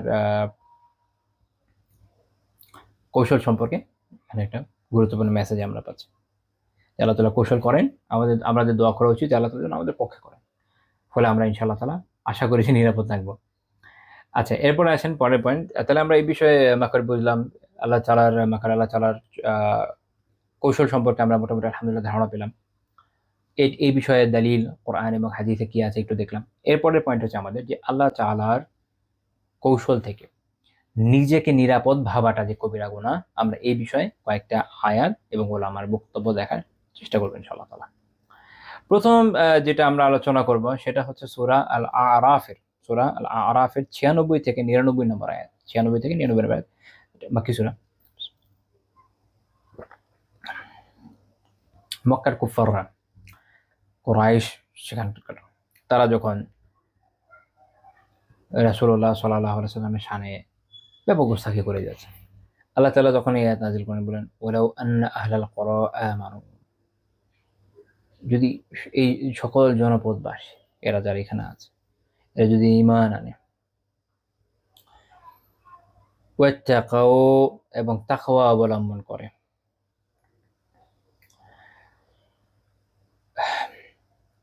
লাফাতাহনা আলাইহিম বারাকাতিম মিনাস সামাই ওয়াল আরদ, তাহলে এদের জন্য আসমান এবং জমিনের বরকতের যে দুয়ার আল্লাহ তাআলা বলছেন আমি এটা খুলে দেব। তাহলে আমরা এখান থেকে বুঝলাম যে আমরা অনেক সময় বলি না যে বারাকা দরকার, জীবনে বারাকা দরকার, বারাকা পাচ্ছি না, বরকত পাচ্ছি না। তাহলে বরকত পাওয়ার শর্ত কি? এক, ঈমান আনা।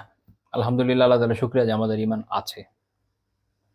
দুই, তাকওয়া অবলম্বন করা। এখন দেখেন এটা আছে কিনা। তাকওয়া মানে কি কি থেকে বাঁচতে হবে? কুফর থেকে, গুনাহ থেকে বাঁচার জন্য। যখন আমরা এগুলো থেকে বাঁচবো, বিভিন্ন ধরনের গুনাহ, এবং এই যে আলহামদুলিল্লাহ আমরা যে কবিরা গুনাহ নিয়ে আলোচনা করছি, এটার উদ্দেশ্য কিন্তু এটাই, তাকওয়া লাভ এবং কবিরা গুনাহ থেকে বাঁচা। যদি এটা আমরা পারি তাহলে আশা করা যায় ইনশাআল্লাহ আমরা বারাকা লাভ করব। তাহলে যে একটা প্রশ্ন আমাদের থাকে না যে বরকত লাভ করবো কিভাবে করবো? ঈমান আনতে হবে, তাকওয়া অবলম্বন করতে হবে, ব্যাস দুইটা কাজ করেন। আল্লাহ তাআলা বলেছেন লাফাতাহনা আলাইহিম, তাদের জন্য আমি খুলে দিব। খুলে কি কি দিবে? বারাকাতিম মিনাস সামাই ওয়াল আরদ, দুনিয়া, জমিনের, আসমানের এবং জমিনের যে বারাকার দুয়ার খুলে দিবে। তাফসীরে জালালাইনের ব্যাখ্যা করা হয়েছে মিনাস সামা মানে হচ্ছে বিল মাতার, অর্থাৎ বৃষ্টির মাধ্যমে খুলে দেবেন, আসমান থেকে বৃষ্টি নাজিল হবে। ফলে পর্যাপ্ত, উত্তম, যে পর্যায়ে যেটুকু দরকার এই পরিমাণ বৃষ্টি যখন হয়, তখন মানুষের ওই অতি জলাবদ্ধতার কষ্টও হয় না, আবার অনাবৃষ্টির কষ্ট হয় না। ফলে উত্তমভাবে সবজি এবং অন্যান্য যা যা ফল ফসল হওয়ার কথা হয়। আর জমিনের বারাকা হচ্ছে বিন্নাবাত, বিভিন্ন শস্য উৎপাদনের মাধ্যমে, বিভিন্ন গাছপালা, এগুলো যেগুলো আমরা সাধারণত বুনি ইয়ের জন্য, কৃষি ক্ষেত্রগুলোতে যেগুলো বোনা হয়, এ ধরনের যে উদ্ভিদ, এগুলো আল্লাহ তাআলা উৎপন্ন করার মাধ্যমে বারাকা দিবেন। বাট যারা শহরের মানুষ, তাদেরও হবে, সেটা অন্য কোনো সেন্সে হবে। আল্লাহ তাআলা বলেছেন ওয়ালাকিন কাযাবু, কিন্তু এরা তো এটা করে না। এরা কি করেছে?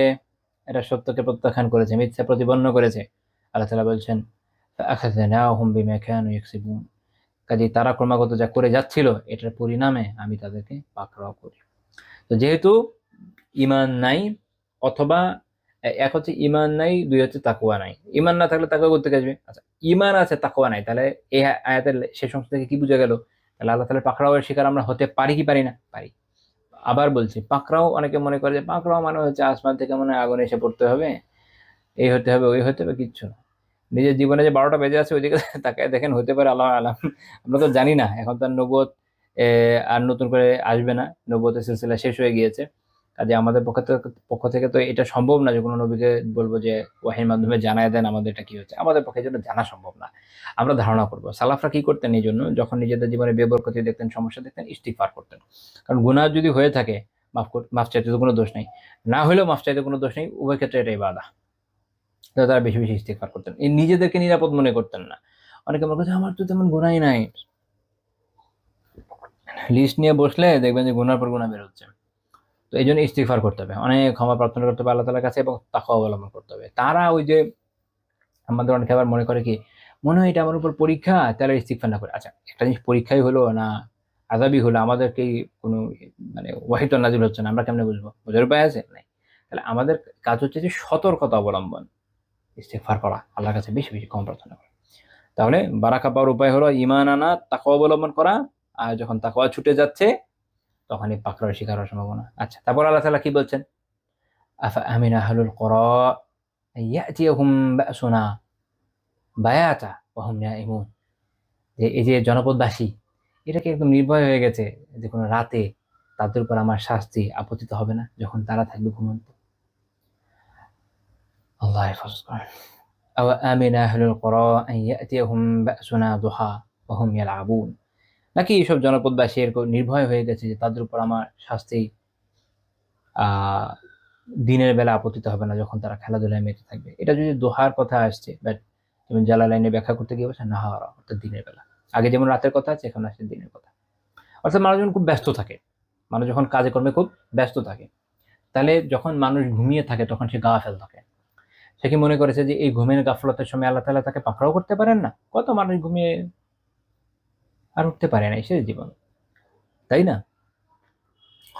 রাতের সময়ে আজকাল তো রাতে কি হয়, মানুষ জেগেও থাকে, ইভেন আমরাও জাগি, আসলে বিভিন্ন প্রয়োজনে জাগা হয়।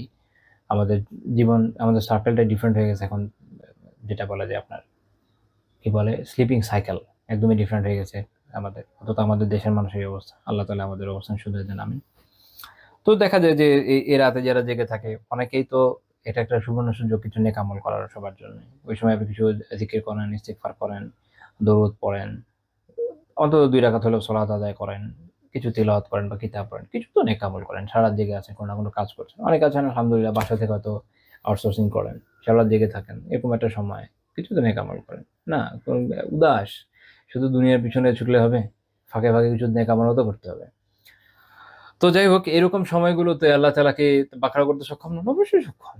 আবার দিনের বেলায় যখন মানুষ খুব ব্যস্ত তখন কি সক্ষম নন? সেরকম দিনে রাতে যেকোনো সময় একটা ছোটখাটো একটা ভূমিকম্প হলেই তো দেখবেন যে সব শেষ। আল্লাহ আমাদের সবাইকে হেফাজত করেন, আমিন। এর খুব ভয়ানক আপদ এটা। আল্লাহ তাআলা আমাদের নিরাপদ রাখেন। দেশের অবস্থা সুবিধার না, আমরা জানি ঢাকার খুবই একটা আম রিস্কি অবস্থায় আছে অনেক বছর ধরে। তো আল্লাহ তাআলা এই সতর্কতা আমাদের জানিয়ে দিচ্ছেন যে আল্লাহ তাআলা সবসময় ধরতে সক্ষম। আল্লাহ তাআলা বলছেন, এরপর আল্লাহ তাআলা বলছেন, আফা আমিনু মাকরাল্লাহ। তারা কি আল্লাহ তাআলার কৌশল থেকে নিরাপদ হয়ে গিয়েছে? অর্থাৎ যেমন জালালাইনে বলছেন যে আল্লাহ তাআলা যে তাদেরকে যে ইস্তিদ্রাজ ধীরে ধীরে পাকড়াও করতে করেন নিয়ামতের মাধ্যমে, হঠাৎ করে তাদেরকে ধরতে পারেন। এ বিষয়ে কি তারা মনে করেছে যে এটা থেকে তারা নিরাপদ? নিরাপদ মনে করার কোনো কারণ নাই। আল্লাহ তাআলা বলছেন, ফালা ইয়ামানু মাকরাল্লাহি ইল্লাল কওমুল খাসিরুন। ক্ষতিগ্রস্ত সম্প্রদায় ছাড়া আর কেউ নিজেকে আল্লাহ তাআলার কৌশল থেকে নিরাপদ মনে করে না। তার মানে এর বিপরীতে হলো, আমরা যদি ক্ষতিগ্রস্ত সম্প্রদায়ের অন্তর্ভুক্ত না হই, আমাদের কাজ হচ্ছে আল্লাহ তাআলার কৌশলকে ভয় করা। আল্লাহ তাআলা যেন আমাদের ধ্বংস করে না দেন, আল্লাহ যেন আমার আমল কবুল হয় কি না হয়। এই জন্য হাসান আল বসরি রাহিমাহুল্লাহ তাআলা বলছেন, আল মুমিনু ইয়ামালু বিত্তাআত ওয়া হুম মুশফিক ওয়াজিলুন খায়েফ। মুমিন নেক আমল করে অথচ সে ভীত, শঙ্কিত, সন্ত্রস্ত, ভয় থাকে যে আল্লাহ আমার এই আমল কবুল করেন কি করেন না, আল্লাহর দৃষ্টিতে এটা গ্রহণযোগ্য হয় কি হয় না, জানি না কোন ত্রুটি হয়ে গেল। আমি কি এর ভিতরে এর মধ্যে আমার রিয়া আছে কিনা, নিফাক আছে কিনা, আল্লাহ আলম। আমি আসলে আল্লাহকে সন্তুষ্ট করতে পারছি কিনা, আমি যে তওবা করলাম আল্লাহ কবুল করলেন কিনা। মুমিন চিন্তায় থাকে, মুমিন কখনো উদ্ধত হয় না, আল্লাহ তাআলার কৌশল থেকে নিজেকে নিরাপদ মনে করে না। তারপর তিনি বলছেন ওয়াল ফাজিরু ইয়ামালু বিল মাআসি ওয়া হুয়া আমিন। আর যে ফাজির, যে গুনাহগার, অত্যন্ত গুনাহগার, সে গুনার কাজ করে কিন্তু সে নিজেকে নিরাপদ মনে করে, মানে গুনার কাজ করে চিল মুডে আছে, তাই না? আমরা তো আমাদের চারপাশে আমাদের সমাজে দেখছি, এটা ব্যাখ্যা করার জন্য খুব বেশি কথার তো প্রয়োজন নাই। আমাদের চারপাশের অবস্থা আমরা দেখি না যে মানুষ, আল্লাহ আমাদের হেদায়েত দান করেন, মানুষ বিভিন্ন ধরনের গুনাহের কাজে লিপ্ত, এবং গুনাহ আসলে এই সময়ে এসে আমাদের ঘরগুলোতে যেভাবে পৌঁছেছে, এইটা আসলে মানব সম্প্রদায়ের ভিতর সম্ভবত কখনো এভাবে আগে পৌঁছায় নাই ইন্টারনেটের মাধ্যমে। তো এর ফলে মানুষ ঘরে বসেই, সেটা মিউজিক হোক, সেটা সিনেমা হোক, সেটা নাটক হোক, সেটা বেগানা নারীদের দেখা হোক, আরো যা যা হতে পারে, জুয়া হোক, আপনারা জানেন যে অনলাইন বেটিং এখন এত বেশি বেড়ে গেছে যে এগুলো সম্ভবত সাইট আল্লাহ আলম গুনেও শেষ করা যাবে কিনা আমি জানি না, আমার ধারণা নেই, বিটিআরসি বলতে পারবে। এবং রীতিমতো আমাদের দেশে তো বেটিং ইটসেলফ নিষিদ্ধ, বাট পৃথিবীর অনেক দেশে বেটিং সিদ্ধ। ওইসব দেশের মাধ্যমে বা বিভিন্ন মাধ্যমে অনলাইনে একদম এই বিষয়ে এভাবে ভরে গেছে, হারাম উপার্জনের এত সোর্স, বিভিন্ন বিভিন্ন এমন সব প্রশ্ন অনেক সময় আসে যে এইভাবে করলে উপার্জন আছে, তো দেখা যায় যে পদ্ধতিটা হালাল না, কিন্তু এত জনপ্রিয় হয়েছে, এত মানুষ তাতে ইনভলভ, এবং কি এগুলো কখনো কখনো মেইন স্ট্রিমে চলে আসে, বড় কোম্পানি কিনে, এই কিনে সেই কিনে, এবং মানুষের চোখ ধাঁধিয়ে দেয়। মনে করে যে, মানুষ মনে করি কি, কোনো কিছু একটা বড় বিল্ডিং যদি থাকে, অনেক ওয়ার্কফোর্স থাকে, বড় একটা অ্যামাউন্ট থাকে, সরকারি লোকদের সাথে উঠা পয়সা থাকে, তাহলে মনে এটা হালাল। এটা যদি হালাল হারামের কোনো রিলেশন নাই, তাহলে তো সুদী ব্যবসা সবচেয়ে বড় হালাল জিনিস হতো, যেগুলো ব্যাংকরা করে থাকে, এরকম না।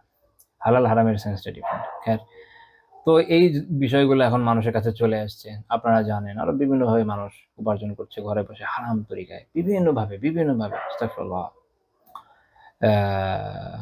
এগুলো তো বলতেও খারাপ লাগে। তো এই হচ্ছে সিচুয়েশন, তো এই সিচুয়েশনে মানুষ এরপরও নিজেকে কি মনে করছে, নিরাপদ মনে করছে, তার কোনো ভয় নাই, আল্লাহর ভীতি নাই। তো এটা হচ্ছে ওই অবস্থা যখন মানুষ নিজেকে আল্লাহ তাআলার কৌশল থেকে নিরাপদ মনে করে। এরপর সূরা আন-নাহলে আমরা একটু যাই। সূরা আন-নাহলের ৪৫ থেকে ৪৭ নম্বর আয়াত, যেখানে আল্লাহ তাআলা এই বিষয়ে আলোকপাত করেছেন। তিনি বলছেন, আফা আমিনাল্লাযীনা মাকারু সাইয়্যাত আন ইয়াখসিফাল্লাহু বিহিমুল আরদ আও ইয়াতিয়াহুমুল আযাবু মিন হাইসু লা ইয়াশউরুন। যারা কুকর্মে ষড়যন্ত্র করে, কৌশল করে, তারা কি এই বিষয়ে নির্ভয় হয়েছে যে আল্লাহ তাদেরকে ভূগর্ভে বিলীন করে দেবেন না, বা তাদের উপর আসবে না এমন শাস্তি যে তারা উপলব্ধিও করবে না। অর্থাৎ যখন কেউ এরকম কৌশলী হয়, দ্বীনের বিরুদ্ধে, মুমিনের বিরুদ্ধে ষড়যন্ত্র করে, মনে রাখেন যে মুমিনের বিরুদ্ধে ষড়যন্ত্র তাও এই জন্য যে সে দিন পালন করে, এবং হয়তো আপনার কথার সাথে সেটা মিলছে না, বাকি সেও দিনকে পারফেক্টলি পালন করছে, আলহামদুলিল্লাহ, ওটাও এমন কোনো গোমরাহ ধারা নয় বা কোনো খারাপ বিষয় নয়। তারপর আমরা দেখি যে আমাদের সমাজে এই ধরনের মতপার্থক্যের জন্য মানুষের টলারেন্স এমন কম, যার জন্য বিরুদ্ধে ষড়যন্ত্রে লিপ্ত হয়ে যায়। না, আল্লাহ তাআলা তো এটা হালাল করেন নাই। এই ধরনের ষড়যন্ত্রকারীদেরও সতর্ক হওয়া উচিত, সেই সাথে তাদের সতর্ক হওয়া উচিত যারা মুমিনদের শুধু দিনের জন্য লাঞ্ছনা স্বীকার করার চেষ্টা করে, যারা বলে যে আমার রব আল্লাহ, আমরা এই ভুবন না কেন সারা দুনিয়াতে ইসলামী শাসন চাই, তখন দেখবেন অনেকের একদম গা জ্বলে যায়। এটা তো ইসলামের চাওয়া, ইসলামের বিধান। সাহাবীরা তো এই জন্যই সারা মানে পূর্ব পশ্চিমে ছড়িয়ে পড়েছেন, জিহাদ করেছেন, ইসলামের বিধানই এটা। এখন শুধু এইটুকু চাওয়ার জন্য আপনারা দেখবেন যে মানুষকে কি ধরনের অত্যাচার নিপীড়নের শিকার হতে হয়েছে, যুগে যুগে হয়েছে, আমরা জানি। এটা এক সরকার, বিগত আওয়ামী লীগ সরকার তো এটাকে শৈল্পিক পর্যায়ে নিয়ে গেছিল, তার আগের সরকারও কিছুটা করেছে। আল্লাহ আলাম যে আগামী সরকার কি করে, আল্লাহ আলাম, আমরা তো ভবিষ্যৎ জানি না, বাট এটা সবার জন্য সতর্ক বাণী। জীবন সংক্ষিপ্ত, একজন মুমিন সেও মারা যাবে, একটা কাফের সেও মারা যাবে, একটা ফাসিক সেও মারা যাবে। পরকালে বোঝা যাবে যে এই দুনিয়া থেকে কি করে আসছে। তো আল্লাহ তাআলা সতর্ক করে বলছেন যে যারা এইসব কুটো কৌশলে যুক্ত, তারা কি এই বিষয়ে নির্ভর হয়ে গেছে যে আল্লাহ তাআলা তাদেরকে ভূগর্ভে বিলীন করে দিবেন না, বা তাদের উপর এমন শাস্তি আসবে যেটা তারা উপলব্ধিও করবে না। উপলব্ধি করার মানে কি? এটা অনেক ধরনের অর্থ হয়। তার মধ্যে একটা এরকমও হয় যে সে আসলে স্বাদের মধ্যে পড়ে আছে, সেটা অনুভব করতে পারছে না। এ ধরনের ব্যক্তি যারা, এই যে বড় বড় জালেম যারা আছে, সরকারি বিভিন্ন পদে বসে আছে এবং বিভিন্ন জায়গায় মানুষকে বিভিন্নভাবে হ্যারাস করে থাকে, বিভিন্ন কষ্ট দিয়ে থাকে, এটা আমাদের দেশ হোক অন্যান্য দেশেও আছে। কোনটার নাম নিব? সব জায়গায় আপনি যে কোনো জায়গায় ঢিল মারেন, একটা ম্যাপ নিয়ে এক জায়গায় ঢিল মারেন, সব জায়গায় পেয়ে যাবেন। এই অবস্থা এখন দুনিয়ার। আল্লাহ আলম যে এইরকম না ইনসাফি অবস্থা দুনিয়াতে এর আগে খুব কমই হয়তো এসছে, আসে না এমন না, অবভিয়াসলি আসছে, এবার এরকম মানে আমরা যেটা বলি লাটে, সব জায়গায় এই অবস্থা চলছে। বিশেষ করে মুসলিম উম্মার কথা বলছি, বাকিদের কথা বাদ দিই, বাকিদের নিয়ে আমাদের আলোচনা করি লাভ কি? তো এখানে এই যে একটা সিচুয়েশন, তো এইসব জায়গাতে এই ধরনের জালেম যারা আছে তারা আসলে তো বিভিন্ন ধরনের আযাবের মধ্যে থাকে, মানসিক কষ্ট, শারীরিক কষ্ট, কত কিছুর মধ্যে থাকে। কিন্তু আল্লাহ তাআলা তো বলছেনই মিন হাইথু লা ইয়াশউরুন। এক তো হচ্ছে যে তারা এটা অনুভব করে না, আবার একটা হচ্ছে এরকম, এটার একটা ব্যাখ্যা হচ্ছে যে এমন ভাবে শাস্তি তার উপর এসে পড়বে যে বুঝতে পারবে না, একদম হুট করে যখন পড়বে তখন আমি আক্রান্ত হয়ে ধ্বংস হয়ে গেছি, তখন আর কিছু করা যাবে না। ফেরাউন যখন যেমন পানিতে ডুবে গেল, ডুবার আগ পর্যন্ত তার চিন্তা হয় না যে সে ডুবে গেছে, ডুববে। ডুবার পরে এরকম মানে আগে থেকে বুঝতে পারেনি, এরকম হয়। যেমন আমাদের শেখ হাসিনা তো তার পতনের আগে নিশ্চয়ই বুঝেনি যে পতন হবে, এরকম আর কি। আচ্ছা, আল্লাহ তাআলা বলছেন আও ইয়াখুযাহুম ফি তাকাল্লুবিহিম ফামা হুম বিমুজিজিন, নাকি অথবা তারা চলাকাল, এই যে তাদের যে তাকাল্লুবের ব্যাখ্যা করবো আমি, এটা এমনি অনুবাদ করতে পারি আপাতত যে তাদের চলাফেরা করার সময় তখন তিনি তাদেরকে পাকড়াও করবেন, এরকম তারা মনে করেছে। আল্লাহ তাআলা যদি যখন পাকড়াও করবেন তখন আর তাকে ব্যর্থ করা যাবে না, করতে হবে না। ফামা হুম বিমুজিজিন, আল্লাহ তাআলাকে অথবা আল্লাহ তাআলা পাকড়াওকে ব্যর্থ করার কোনো সুযোগ নেই। আল্লাহ তাআলা যখন ধরবেন কঠিনভাবে ধরবেন।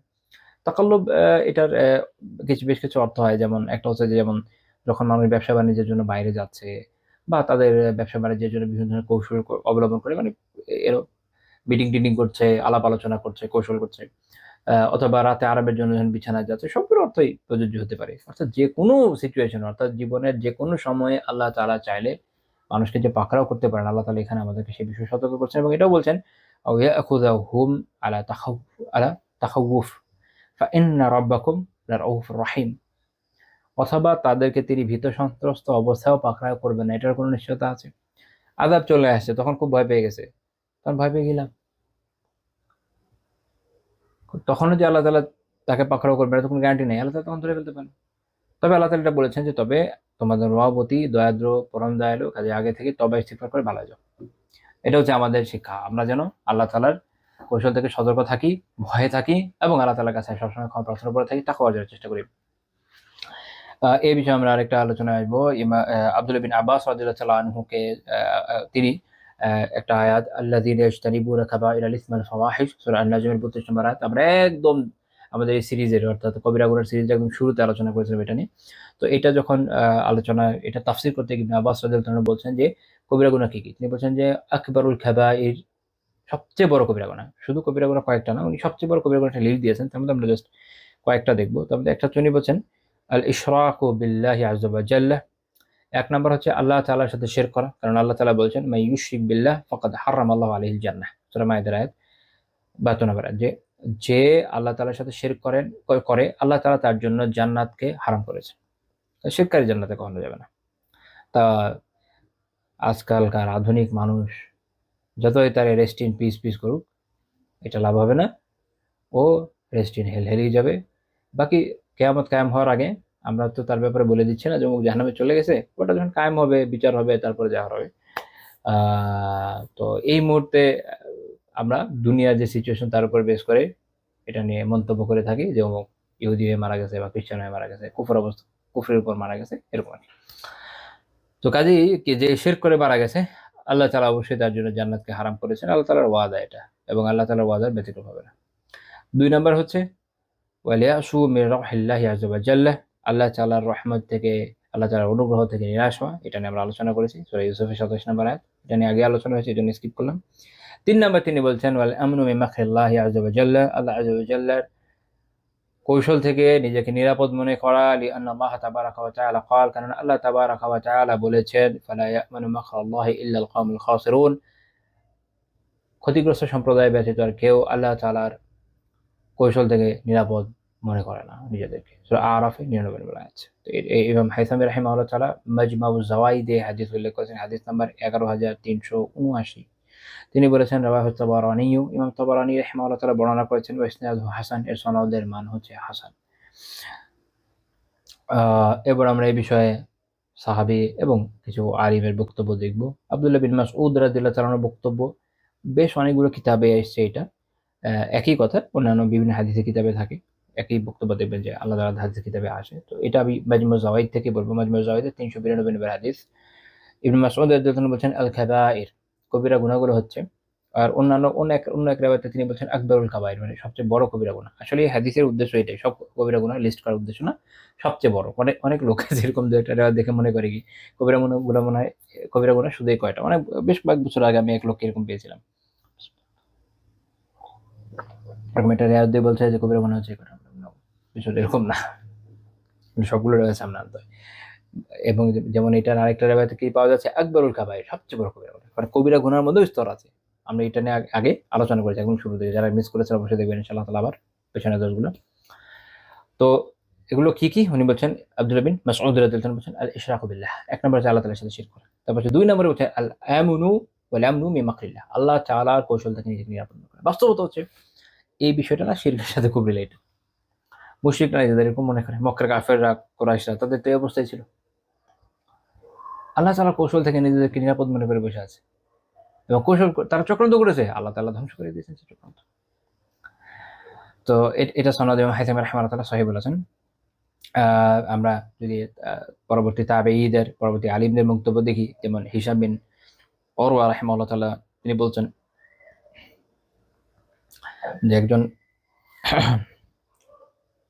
এক লোক তার এক সাথীকে চিঠি লিখে বলছেন যে ইযা রাদিতা মিন আল্লাহি শাইআ ইয়াসুররুকা ফালা তা'মান আই ইয়াকুনা ফীহি মিন আল্লাহি মাকর, যে আল্লাহ তাআলার কাছ থেকে কোনো কিছু পেয়ে তুমি যদি আনন্দিত হও, তাহলে এটার কারণে তুমি নিজেকে নিরাপদ মনে করো না, কারণ এটা আল্লাহ তাআলার পক্ষ থেকে কৌশল হতে পারে। তারপর উনি ওই আয়াতটা বলছেন ফালা ইয়ামানু মাকরাল্লাহ ইল্লাল কওমুল খাসিরুন। অর্থাৎ আমরা অনেক সময় যেটা হয় যে যখন আল্লাহ তাআলার কোনো নিয়ামত পাই খুশিতে বাগবাগ হয়ে যায়, খুশি ভালো, আল্লাহ শুকরিয়া আদায় করেন, আলহামদুলিল্লাহ বলেন, কোনো সমস্যা নাই। বাট এইটা মানুষকে অনেক সময় ধোঁকা দেয়। এটা ব্যাপারেই এই হিশাম বিন উরওয়া রাহিমাহুল্লাহ তাআলা বলছেন যে এইখানে হচ্ছে গুরুত্বপূর্ণ বিষয় যে নিজেকে যেন এখানে আমি নিরাপদ মনে না করি, যে আমি এটা পেয়ে গেছি তার মানে তো আমি খুব মকবুল বান্দা, এরকম যেন না মনে করি। অনেকে এরকম মনে করে, এরকম মনে করা যাবে না। সতর্ক থাকতে হবে এবং আল্লাহ তাআলার কাছে সবসময় তবে ইস্তিগফার করে থাকতে হবে। ইসমাইল বিন রাফি রাহিমাহুল্লাহ তাআলা বলেছেন যে মিনাল আমনি লিমাকরিল্লাহি ইকামাতুল আবদি আলা যামব তামান্না আলা আল্লাহিল মাগফিরাহ। আল্লাহ তাআলার কৌশলের মধ্যে এটাও পড়ে যে বান্দার সিচুয়েশন হয় এরকম যে সে গুনার উপর অটল আছে, গুনাহ করে যাচ্ছে আর আল্লাহ তাআলার কাছে মাগফিরাত কামনা করছে, মানে গুনাহ করছে আর আল্লাহ তাআলার কাছে মাগফিরাত কামনা করছে। সুবহানাল্লাহ, সে আসলে আল্লাহ তাআলার কৌশলের মধ্যে পড়ে গেছে, এই জন্য সে আত্মপ্রবঞ্চিত অবস্থায় আছে। আল্লাহ তাআলা আমাদের বোঝার তৌফিক। ইবনে আবি মুলাইকা রাহিমাহুল্লাহ তাআলা কওয়াল, ইমাম বুখারী রাহমাতুল্লাহি আলাইহি তার কিতাবে উল্লেখ করেছেন। আগের যে কয়টা বক্তব্য আমি উল্লেখ করলাম এটা আমি ইবনু আবি হাতিম রাহিমাহুল্লাহ তাআলা যে তাফসীর ওখান থেকে উল্লেখ করেছি দুইটা। আর ইবনে আবি মুলাইকা রাহিমাহুল্লাহ তাআলার বক্তব্য এটাই ইমাম বুখারী রাহিমাহুল্লাহ তাআলা তার সহিহ বুখারীতে উল্লেখ করেছেন একদম শুরু থেকে। তিনি ইবনে আবি মুলাইকা রাহিমাহুল্লাহ বলেছেন যে আদরাকতু 30 মিন আসহাবিন নবী সাল্লাল্লাহু আলাইহি ওয়াসাল্লাম, আমি 30 জন সাহাবীকে, রাসূলুল্লাহ সাল্লাল্লাহু আলাইহি ওয়াসাল্লামের 30 জন সাহাবীকে পেয়েছি। কুল্লুহুম ইয়াখাফুন নিফাক আলা নাফসিহি, আল্লাহ, প্রত্যেকে তাদের নিজেদের জন্য নিফাকের ভয় করতেন। সাহাবীরা তাদের ব্যাপারে আল্লাহ তাআলা সন্তোষ প্রকাশ করেছেন। দেখেন আশারে মুবাশশারার ব্যাপারে হাদিসে রাসূলুল্লাহ সাল্লাল্লাহু আলাইহি ওয়াসাল্লাম এক বৈঠকে তাদেরকে জান্নাতের সুসংবাদ দিয়েছেন। আরো বেশ কিছু সাহাবী আছে যাদেরকে জান্নাতের সুসংবাদ দিয়েছেন। তাদেরকে কি দেখেছেন যে তারা ইবাদত ছেড়ে বসে আছে? নেক আমল বর্জন করে বসে আছে, জান্নাতে সময় তো আল্লাহ তাআলা দিয়ে দিয়েছেন। যারা বদরি তাদেরকে আল্লাহ মাফ করে দিয়েছেন না? তারা কি আমল ছেড়ে দিয়েছেন? না, তারা এটার মেকানিজমটা বুঝতেন। এটা একটা উৎসাহ দেওয়া হয়েছে যে এইভাবে যদি আমল চলতে থাকে তো অবশ্যই জান্নাতে পৌঁছেই যাবেন। আর আল্লাহ তাআলা যেহেতু বলেছেন জান্নাতে যাবে, মাস্ট যাবে, এটা কোনো কনফিউশন নাই। হাদিস থেকে যেহেতু জানা গেছে মাস্ট যাবে। কিন্তু তারা এটার মেকানিজমটা বুঝেছেন যে তার মানে আমল ছেড়ে দেওয়া যাবে না। ওটাকে কন্টিনিউ রাখতে হবে, কন্টিনিউয়াসলি আমল করতে হবে। তো সাহাবীরা তারা নিজেদের ব্যাপারে এরকম চিন্তা করছেন, নিজেদের ব্যাপারে ভয় করেছেন এবং আল্লাহ তাআলার কৌশলের ব্যাপারে সতর্ক থেকেছেন। এমন যেন না হয় যে পদস্খলন হয়ে যায় আর ধ্বংস হয়ে যায়। কারণ আল্লাহ তাআলা কারো পরোয়া করেন না। সেখানে আমরা দেখেন আমাদের অবস্থা কি? আমরা তো এমন নিরাপদ বোধ করতেছি যে আল্লাহ আমাদের জন্য জাহান্নামে যাওয়ার কোনো চান্সই নেই, এরকম একটা অবস্থা। আল্লাহ মাফ করেন। তারপর একটা মজার কথা বলছেন, উনি বলছেন যে মা মিনহুম আহাদুন ইয়াকুল, কেউ এই ধরনের কথা বলে নাই যে ইন্নাহু আলা ঈমানি জিবরিল ওয়া মিকাইল, যে তাই যিনি জিবরাইল ও মিকাইল আলাইহিস সালামের যে ঈমান সেটা সমপর্যায়ের ঈমান, এরকম তারা কখনো বলেন না। ঈমানের স্তর আছে, ঈমান বাড়ে কবে, কারো বেশি হয় কারো কম হয়। যে নবীদের ঈমান অনেক বড় ঈমান, আমাদের ঈমান সেই হিসাবে অনেক কম। আচ্ছা, হাসান বসরি রাহিমাহুল্লাহ একটা বক্তব্য, এটাও ইমাম বুখারী উল্লেখ করেছেন সহিতে, যে মা খাফাহু ইল্লা মুমিন ওয়ালা আমিনাহু ইল্লা আল মুনাফিক।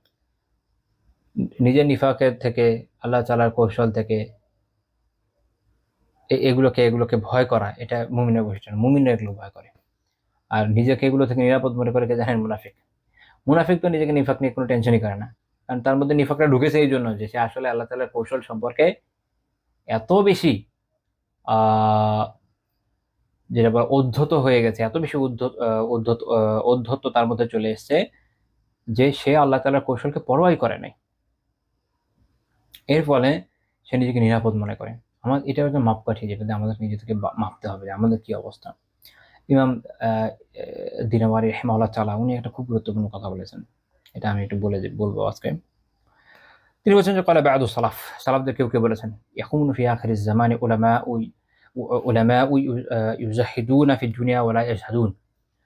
আখিরুজ জামানে, শেষ জামানায় এমন আলিম হবে যারা, আচ্ছা এটা যদিও উনি বলছেন যে ক্বালা বা'দু সালাফদের কেউ বলেছেন। ইমাম গাজ্জালী রাহিমাহুল্লাহ ইহয়া উলুমিদ্দিনে কাব রাদিয়াল্লাহু তাআলার বক্তব্য হিসেবে উল্লেখ করেছেন। আল্লাহু আ'লাম। যে কে বলছেন যে সেই যেমন এমন লোক থাকবে যারা, এমন আলিম থাকবে যারা মানুষকে দুনিয়া বিমুখতার পরামর্শ দিবে কিন্তু নিজেরা দুনিয়া বিমুখ হবে না। আমি বর্ণনাটা বলছি, মনোযোগ দিয়ে শোনেন।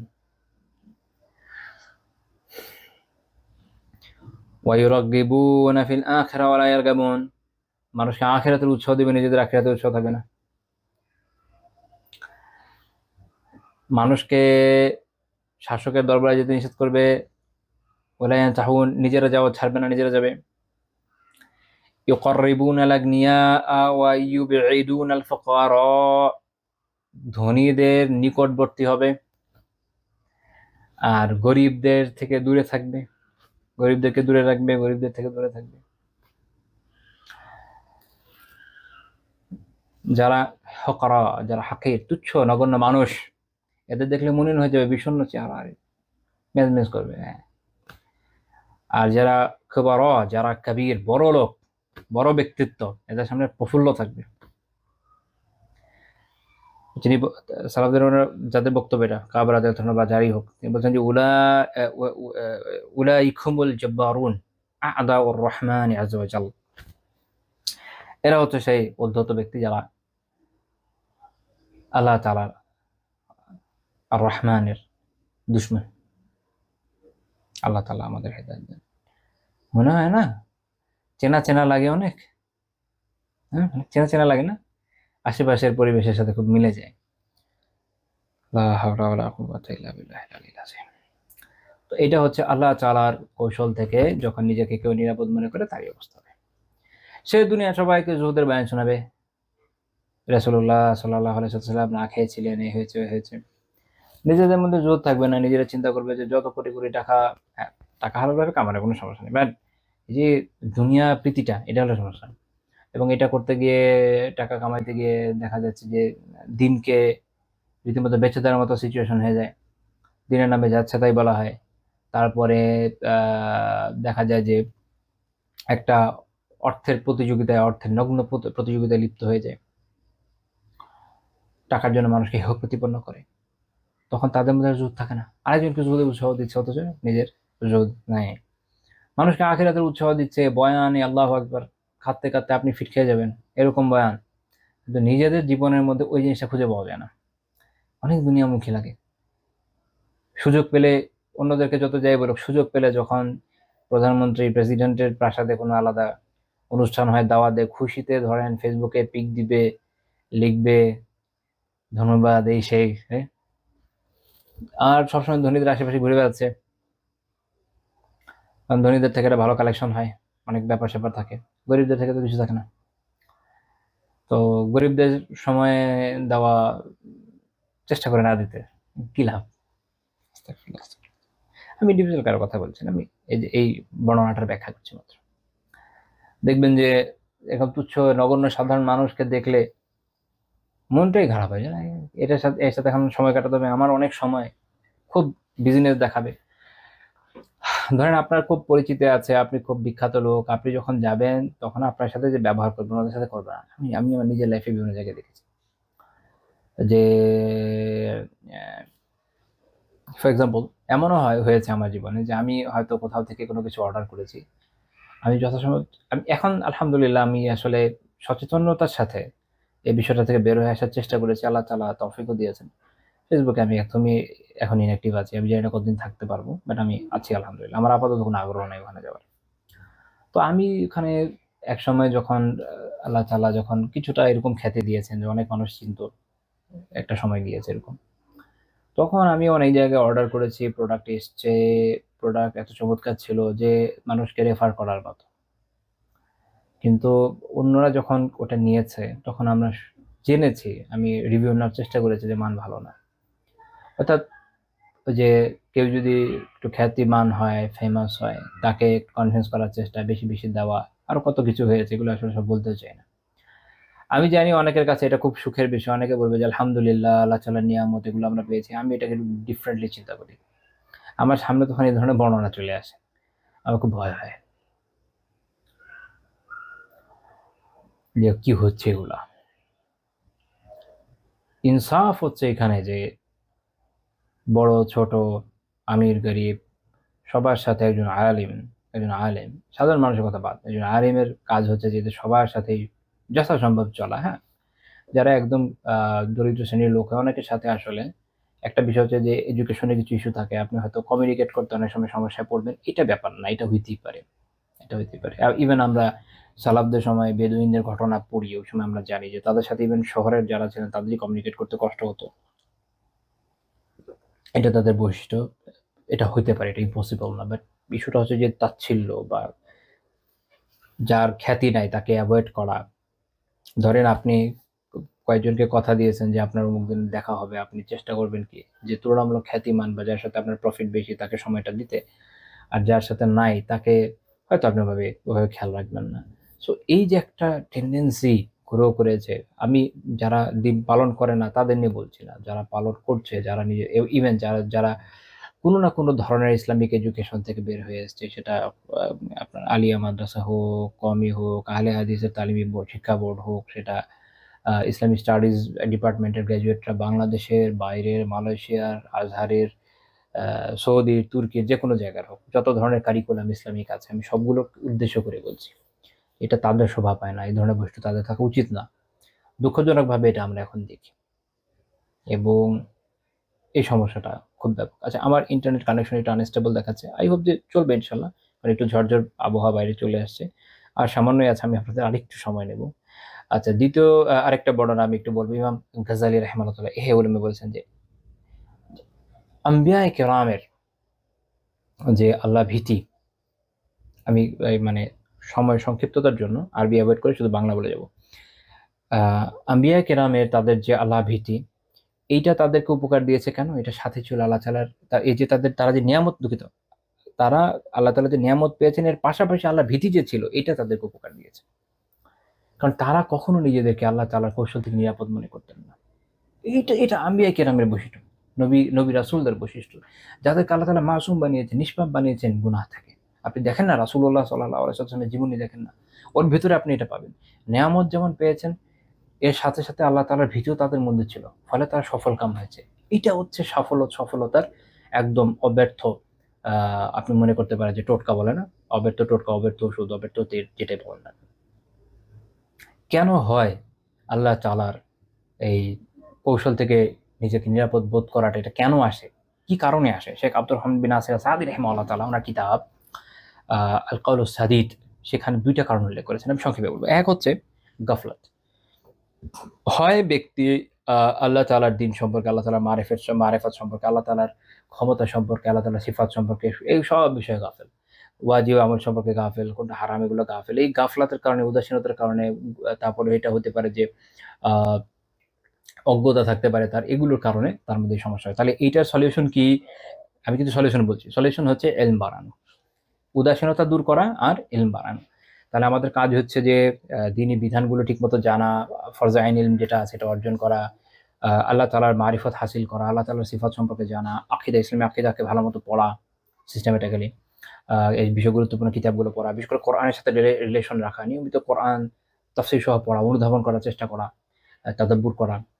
যে জায়গায় বুঝবেন না, উলামা যারা এই বিষয়ে ভালো বুঝেন, আলহামদুলিল্লাহ সবাই তো সব বিষয়ে এক্সপার্ট হয় না, যারা তাফসীর ভালো বুঝেন তাদের থেকে জেনে নেওয়া, বুঝে নেওয়া, হাদিস পড়া, এটার সাথে নিজেকে কোরিলেট করা। এইভাবে আপনি যখন এগুলো থাকবেন, তো ইনশাআল্লাহ তাআলা এই অজ্ঞতা দূর হয়ে যাবে, গাফলত দূর হয়ে যাবে, এবং এখানে আরেকটা জিনিস থাকা লাগবে ইস্তেকামাত, দৃঢ়তা।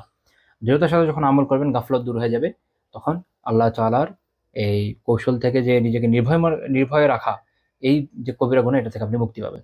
আর দ্বিতীয় পয়েন্ট হতে পারে যে ব্যক্তি হয়তো আবেদ, কিন্তু সে হচ্ছে সমস্যা যে ইবাদত গুজরে মাশাআল্লাহ, কিন্তু তার হচ্ছে তার নিজের নফসের প্রতি হয়তো তার এক ধরনের আত্মশ্লাঘা আছে, সেলফ এস্টিম একটু বেশি, এমন পর্যায়ে চলে গেছে সেটা আল্লাহ তাআলার ভয় থেকেই তাকে মুক্ত করে ফেলছে। সে মনে করছে আমি আসলে ইবাদত করতে করতে এমন পর্যায়ে চলে গেছি যে এখন তার ইবাদত না করলেই হয়। তো এরকমও কখনো হয়, কখনো শয়তান তাকে ধোঁকা দেয়, আবার কখনো দেখবেন যে আলিয়াতু বিল্লাহ, মানুষ এভাবে, আমি জাস্ট ইন্ডিভিজুয়াল বলছি না, বাট বলছি যে এরকম হয়। রাকে আপনি এই কথা বললেন আমি একজন আলিম। হ্যাঁ, আপনি একজন আলিম। এখানে বড়, বড় অ্যাকচুয়াল আলিম যাদের আলহামদুলিল্লাহ হাদিসের ৬ টা না ৯ টা কিতাব আলহামদুলিল্লাহ হিফজ, মুসনাদ আহমদ সহ হিফজ করে, এত বিশাল হাদিসের কিতাব হিফজ করে বসে আছে, কোরআন তো হিফজ আছে, তাফসীরের কিতাব হিফজ করে বসে আছে। শেখ তোরাইফি হাফিজাহুল্লাহ তাআলা তাকে দ্রুত মুক্ত করেন। তিনি ইভেন ইমাম দারাকুতনি রাহিমাহুল্লাহ ইলাল হাদিসের রাবীদের বিশ্লেষণের যে কিতাব, ওগুলো পর্যন্ত মুখস্থ করে বসে আছেন। একের পর এক যেভাবে বলেন সুবহানাল্লাহ। ইনারা বলতেছেন আমি তালিবুল ইলম। আর আরেক আল্লাহর বান্দা এসে বলছে আমি একজন আলিমের সাথে এরকম কথা বলছেন। আল্লাহু আকবার। নিজেকে যে বড় মনে করা, এবং মনে করা আমি তো পৌঁছে হয়ে, উর্দুতে বলে, একদম পৌঁছে গেছি জায়গার মধ্যে। এই পর্যায়ে মনে করা, নিজেকে একটু বড় ভাবা। তখন মানুষ কি করে যে নিজের ব্যাপারে একটা অতি আত্মশ্লাঘা বোধ তার মধ্যে থাকে, সে আল্লাহ তাআলার কৌশল থেকে নিজেকে নিরাপদ মনে করে, ফলে সে ধ্বংসের দিকে আগায় যায়। তো এই ২ টা বড় রোগ। এক হচ্ছে আবেগদের রোগ, তাদের নিজের এই যে আত্মশ্লাঘা, খুদপছন্দি, সেলফ এস্টিম, সেলফ অ্যাডমাইরেশন, এটা অতিমাত্রা হয়ে গিয়ে সে একটা এই বিপদে পড়ে। যেমন ধরেন ইভেন ইবলিস নিজেও পড়েছিল। আরেকটা হচ্ছে কি, যে হচ্ছে গাফেল, যে হচ্ছে অজ্ঞ, তার সমস্যা। এই ২ টা সমস্যার বিপরীতমুখী সমাধান, ২ টা ভিন্ন সমাধান। এই ২য় সমস্যার সমাধান তারই কি? নিজেকে ছোট মনে করেন, নিজের অবস্থানটা বুঝেন, সবসময় নিজেকে আল্লাহ তাআলার সামনে নিজেকে ছোটই রাখেন। নিজেকে কখনো অহংকার, রিয়া, আ আত্মশ্লাঘায় ভুগতে দিয়েন না। সবসময় মনে রাখবেন যে আমরা মাটির মানুষ, আমাদের অনেক ভুল ত্রুটি আছে। কখনোই আল্লাহ তাআলার ইবাদতের হক আদায় করা সম্ভব না, ইলমের হক আদায় করা সম্ভব না। আপনি যদি হাদিসের সকল ভান্ডার ও মাশাআল্লাহ মুখস্থ করে ফেলেন, তারপর আপনার মুখস্থ করার মতো আরো বহু কিছু দুনিয়াতে রয়ে যাবে। শুধু ইসলামী ইলমেরই, বাকি কথা বাদ দিয়ে দিলাম। কাজেই নিজেকে কখনো বড় কিছু মনে করার সুযোগ নেই। বরং আমরা যখন আসলে ইলমের বিষয়গুলো উল্লেখ করি, ইভেন আমরা যখন কাউকে বলি যে এইটা কুফর হয়েছে, বা কেউ এরকম কুফর করলো, আলিমরা মিলে গবেষণা করে বের করলো যে না, সে আসলেই আল্লাহ মাফ করেন, আমাদের সবাইকে হেফাজত করেন এটা থেকে। এরকম হয়ে যেতে পারে। অনেকের হয় যে সে হয়তো আসলেই কুফর করে ফেলছে, ফলে সে ইসলাম থেকে বেরিয়ে হয়ে গেছে। এরকম জায়গায় যখন আলেমরা বলেন, এটা কিন্তু খুশিতে বলার বিষয় না। বেসিক্যালি তারা কি করছেন, গবেষণা করে দেখছেন যে ইয়েস, আল্লাহ তাআলার বিধান অনুযায়ী, কোরআন সুন্নাহ অনুযায়ী আমরা এটা বুঝছি, ফিকহ অনুযায়ী এটা বুঝছি, এটা আমি শুধু পাস করছি। মুফতি আল্লাহ তাআলার বিধানকে পাস করে মাত্র, নিজের ইস্যু করে না, নিজে তৈরি করে না। এটা বোঝার বিষয়। তো কাজেই নিজের আমিত্বর আসলে কোনো জায়গা নেই। এটা অনেক বড় দায়িত্বের বিষয়। যত বড় দায়িত্ব তত বড় ধরপাকড়। কাজেই ভয়ের বিষয়, ভয়ে থাকার কথা। এখানে নিজেকে বড় মনে করার সুযোগ কোথায়? আল্লাহ। তো এই ২ টা বিষয় যে নিজের অবস্থান বুঝা, আল্লাহকে ভয় করার ক্ষেত্রে অনেক কার্যকর, এবং এর আগে আমরা অজ্ঞতাকে দূর করার বিষয়ে আলোচনা করলাম। এবং আপনারা ইতোমধ্যে বুঝেছেন যে এই বিষয়টা খুবই ক্ষতিকর। আল্লাহ তাআলার আ পাকড়াও থেকে, আল্লাহ তাআলার কৌশল থেকে নিজেকে নিরাপদ মনে করার অনেক ক্ষতি। আমরা যদি সংক্ষেপে কয়েকটা ক্ষতি বলি, একটা হচ্ছে এরকম, এই ধরনের ব্যক্তি আল্লাহ তাআলার আনুগত্য থেকে গাফেল থাকে। ফলে সে আল্লাহ তাআলার সন্তুষ্টি থেকে বঞ্চিত হয়। ২ নম্বর হচ্ছে, সে যেহেতু আল্লাহ তাআলার কৌশল থেকে নিজেকে নিরাপদ মনে করে বসে আছে, ফলে এই দুনিয়াতে সে এমনভাবে চলাচল করবে যে সে যেন একটা পশু। আলিয়াযুবিল্লাহ। আল্লাহ তাআলা যেমন কুফার মুশরিকদেরকে তুলনা করেছেন পশুর মতো, এরকম পশুর মতো চলাচল করে। আপনি আশেপাশে দেখলেই বুঝবেন। সময় স্বল্পতার জন্য আর আগাচ্ছি না। ৩ নাম্বার হচ্ছে, এর ফলে সে যে তার যে জীবন, এটা কোন দিকে যাচ্ছে? জাহান্নামের দিকে যাচ্ছে। এবং ৪ নাম্বার যেটা আল্লাহ তাআলা যেমন বলেছেন যে, যারা আল্লাহ তাআলার কৌশল থেকে নিরাপদ মনে করে নিজেদেরকে, এরা আসলে কারা? ক্ষতিগ্রস্ত সম্প্রদায়। কাজেই ক্ষতিগ্রস্ত হতে হয় দুনিয়ায়ও এবং আখিরাতে। আ তো আজকে আমরা আ এ পর্যন্তই আলোচনা রাখছি। আল্লাহ তাআলা বিষয়টা বোঝার এবং আমাদের এই বিষয়ে সতর্ক হওয়ার তৌফিক দান করেন। আল্লাহ তাআলা তৌফিক দান করেন আমরা যেন এই কবিরা গুনাহ থেকে বেঁচে থাকি। আল্লাহ তাআলা তৌফিক দান করেন আমরা যেন আ আত্মশুদ্ধির পথে এগিয়ে যেতে পারি। শুধু এটা না, অন্যান্য কবিরা গুনাহ থেকেও বেঁচে থাকতে পারি। আল্লাহ তাআলা আমাদের গুনাহগুলোকে দূর করে দেন, মাফ করে দেন। আমিন। সুবহানাকাল্লাহুম্মা বিহামদিকা লা ইলাহা ইল্লা আনতা আস্তাগফিরুকা ওয়া আতুবু ইলাইক।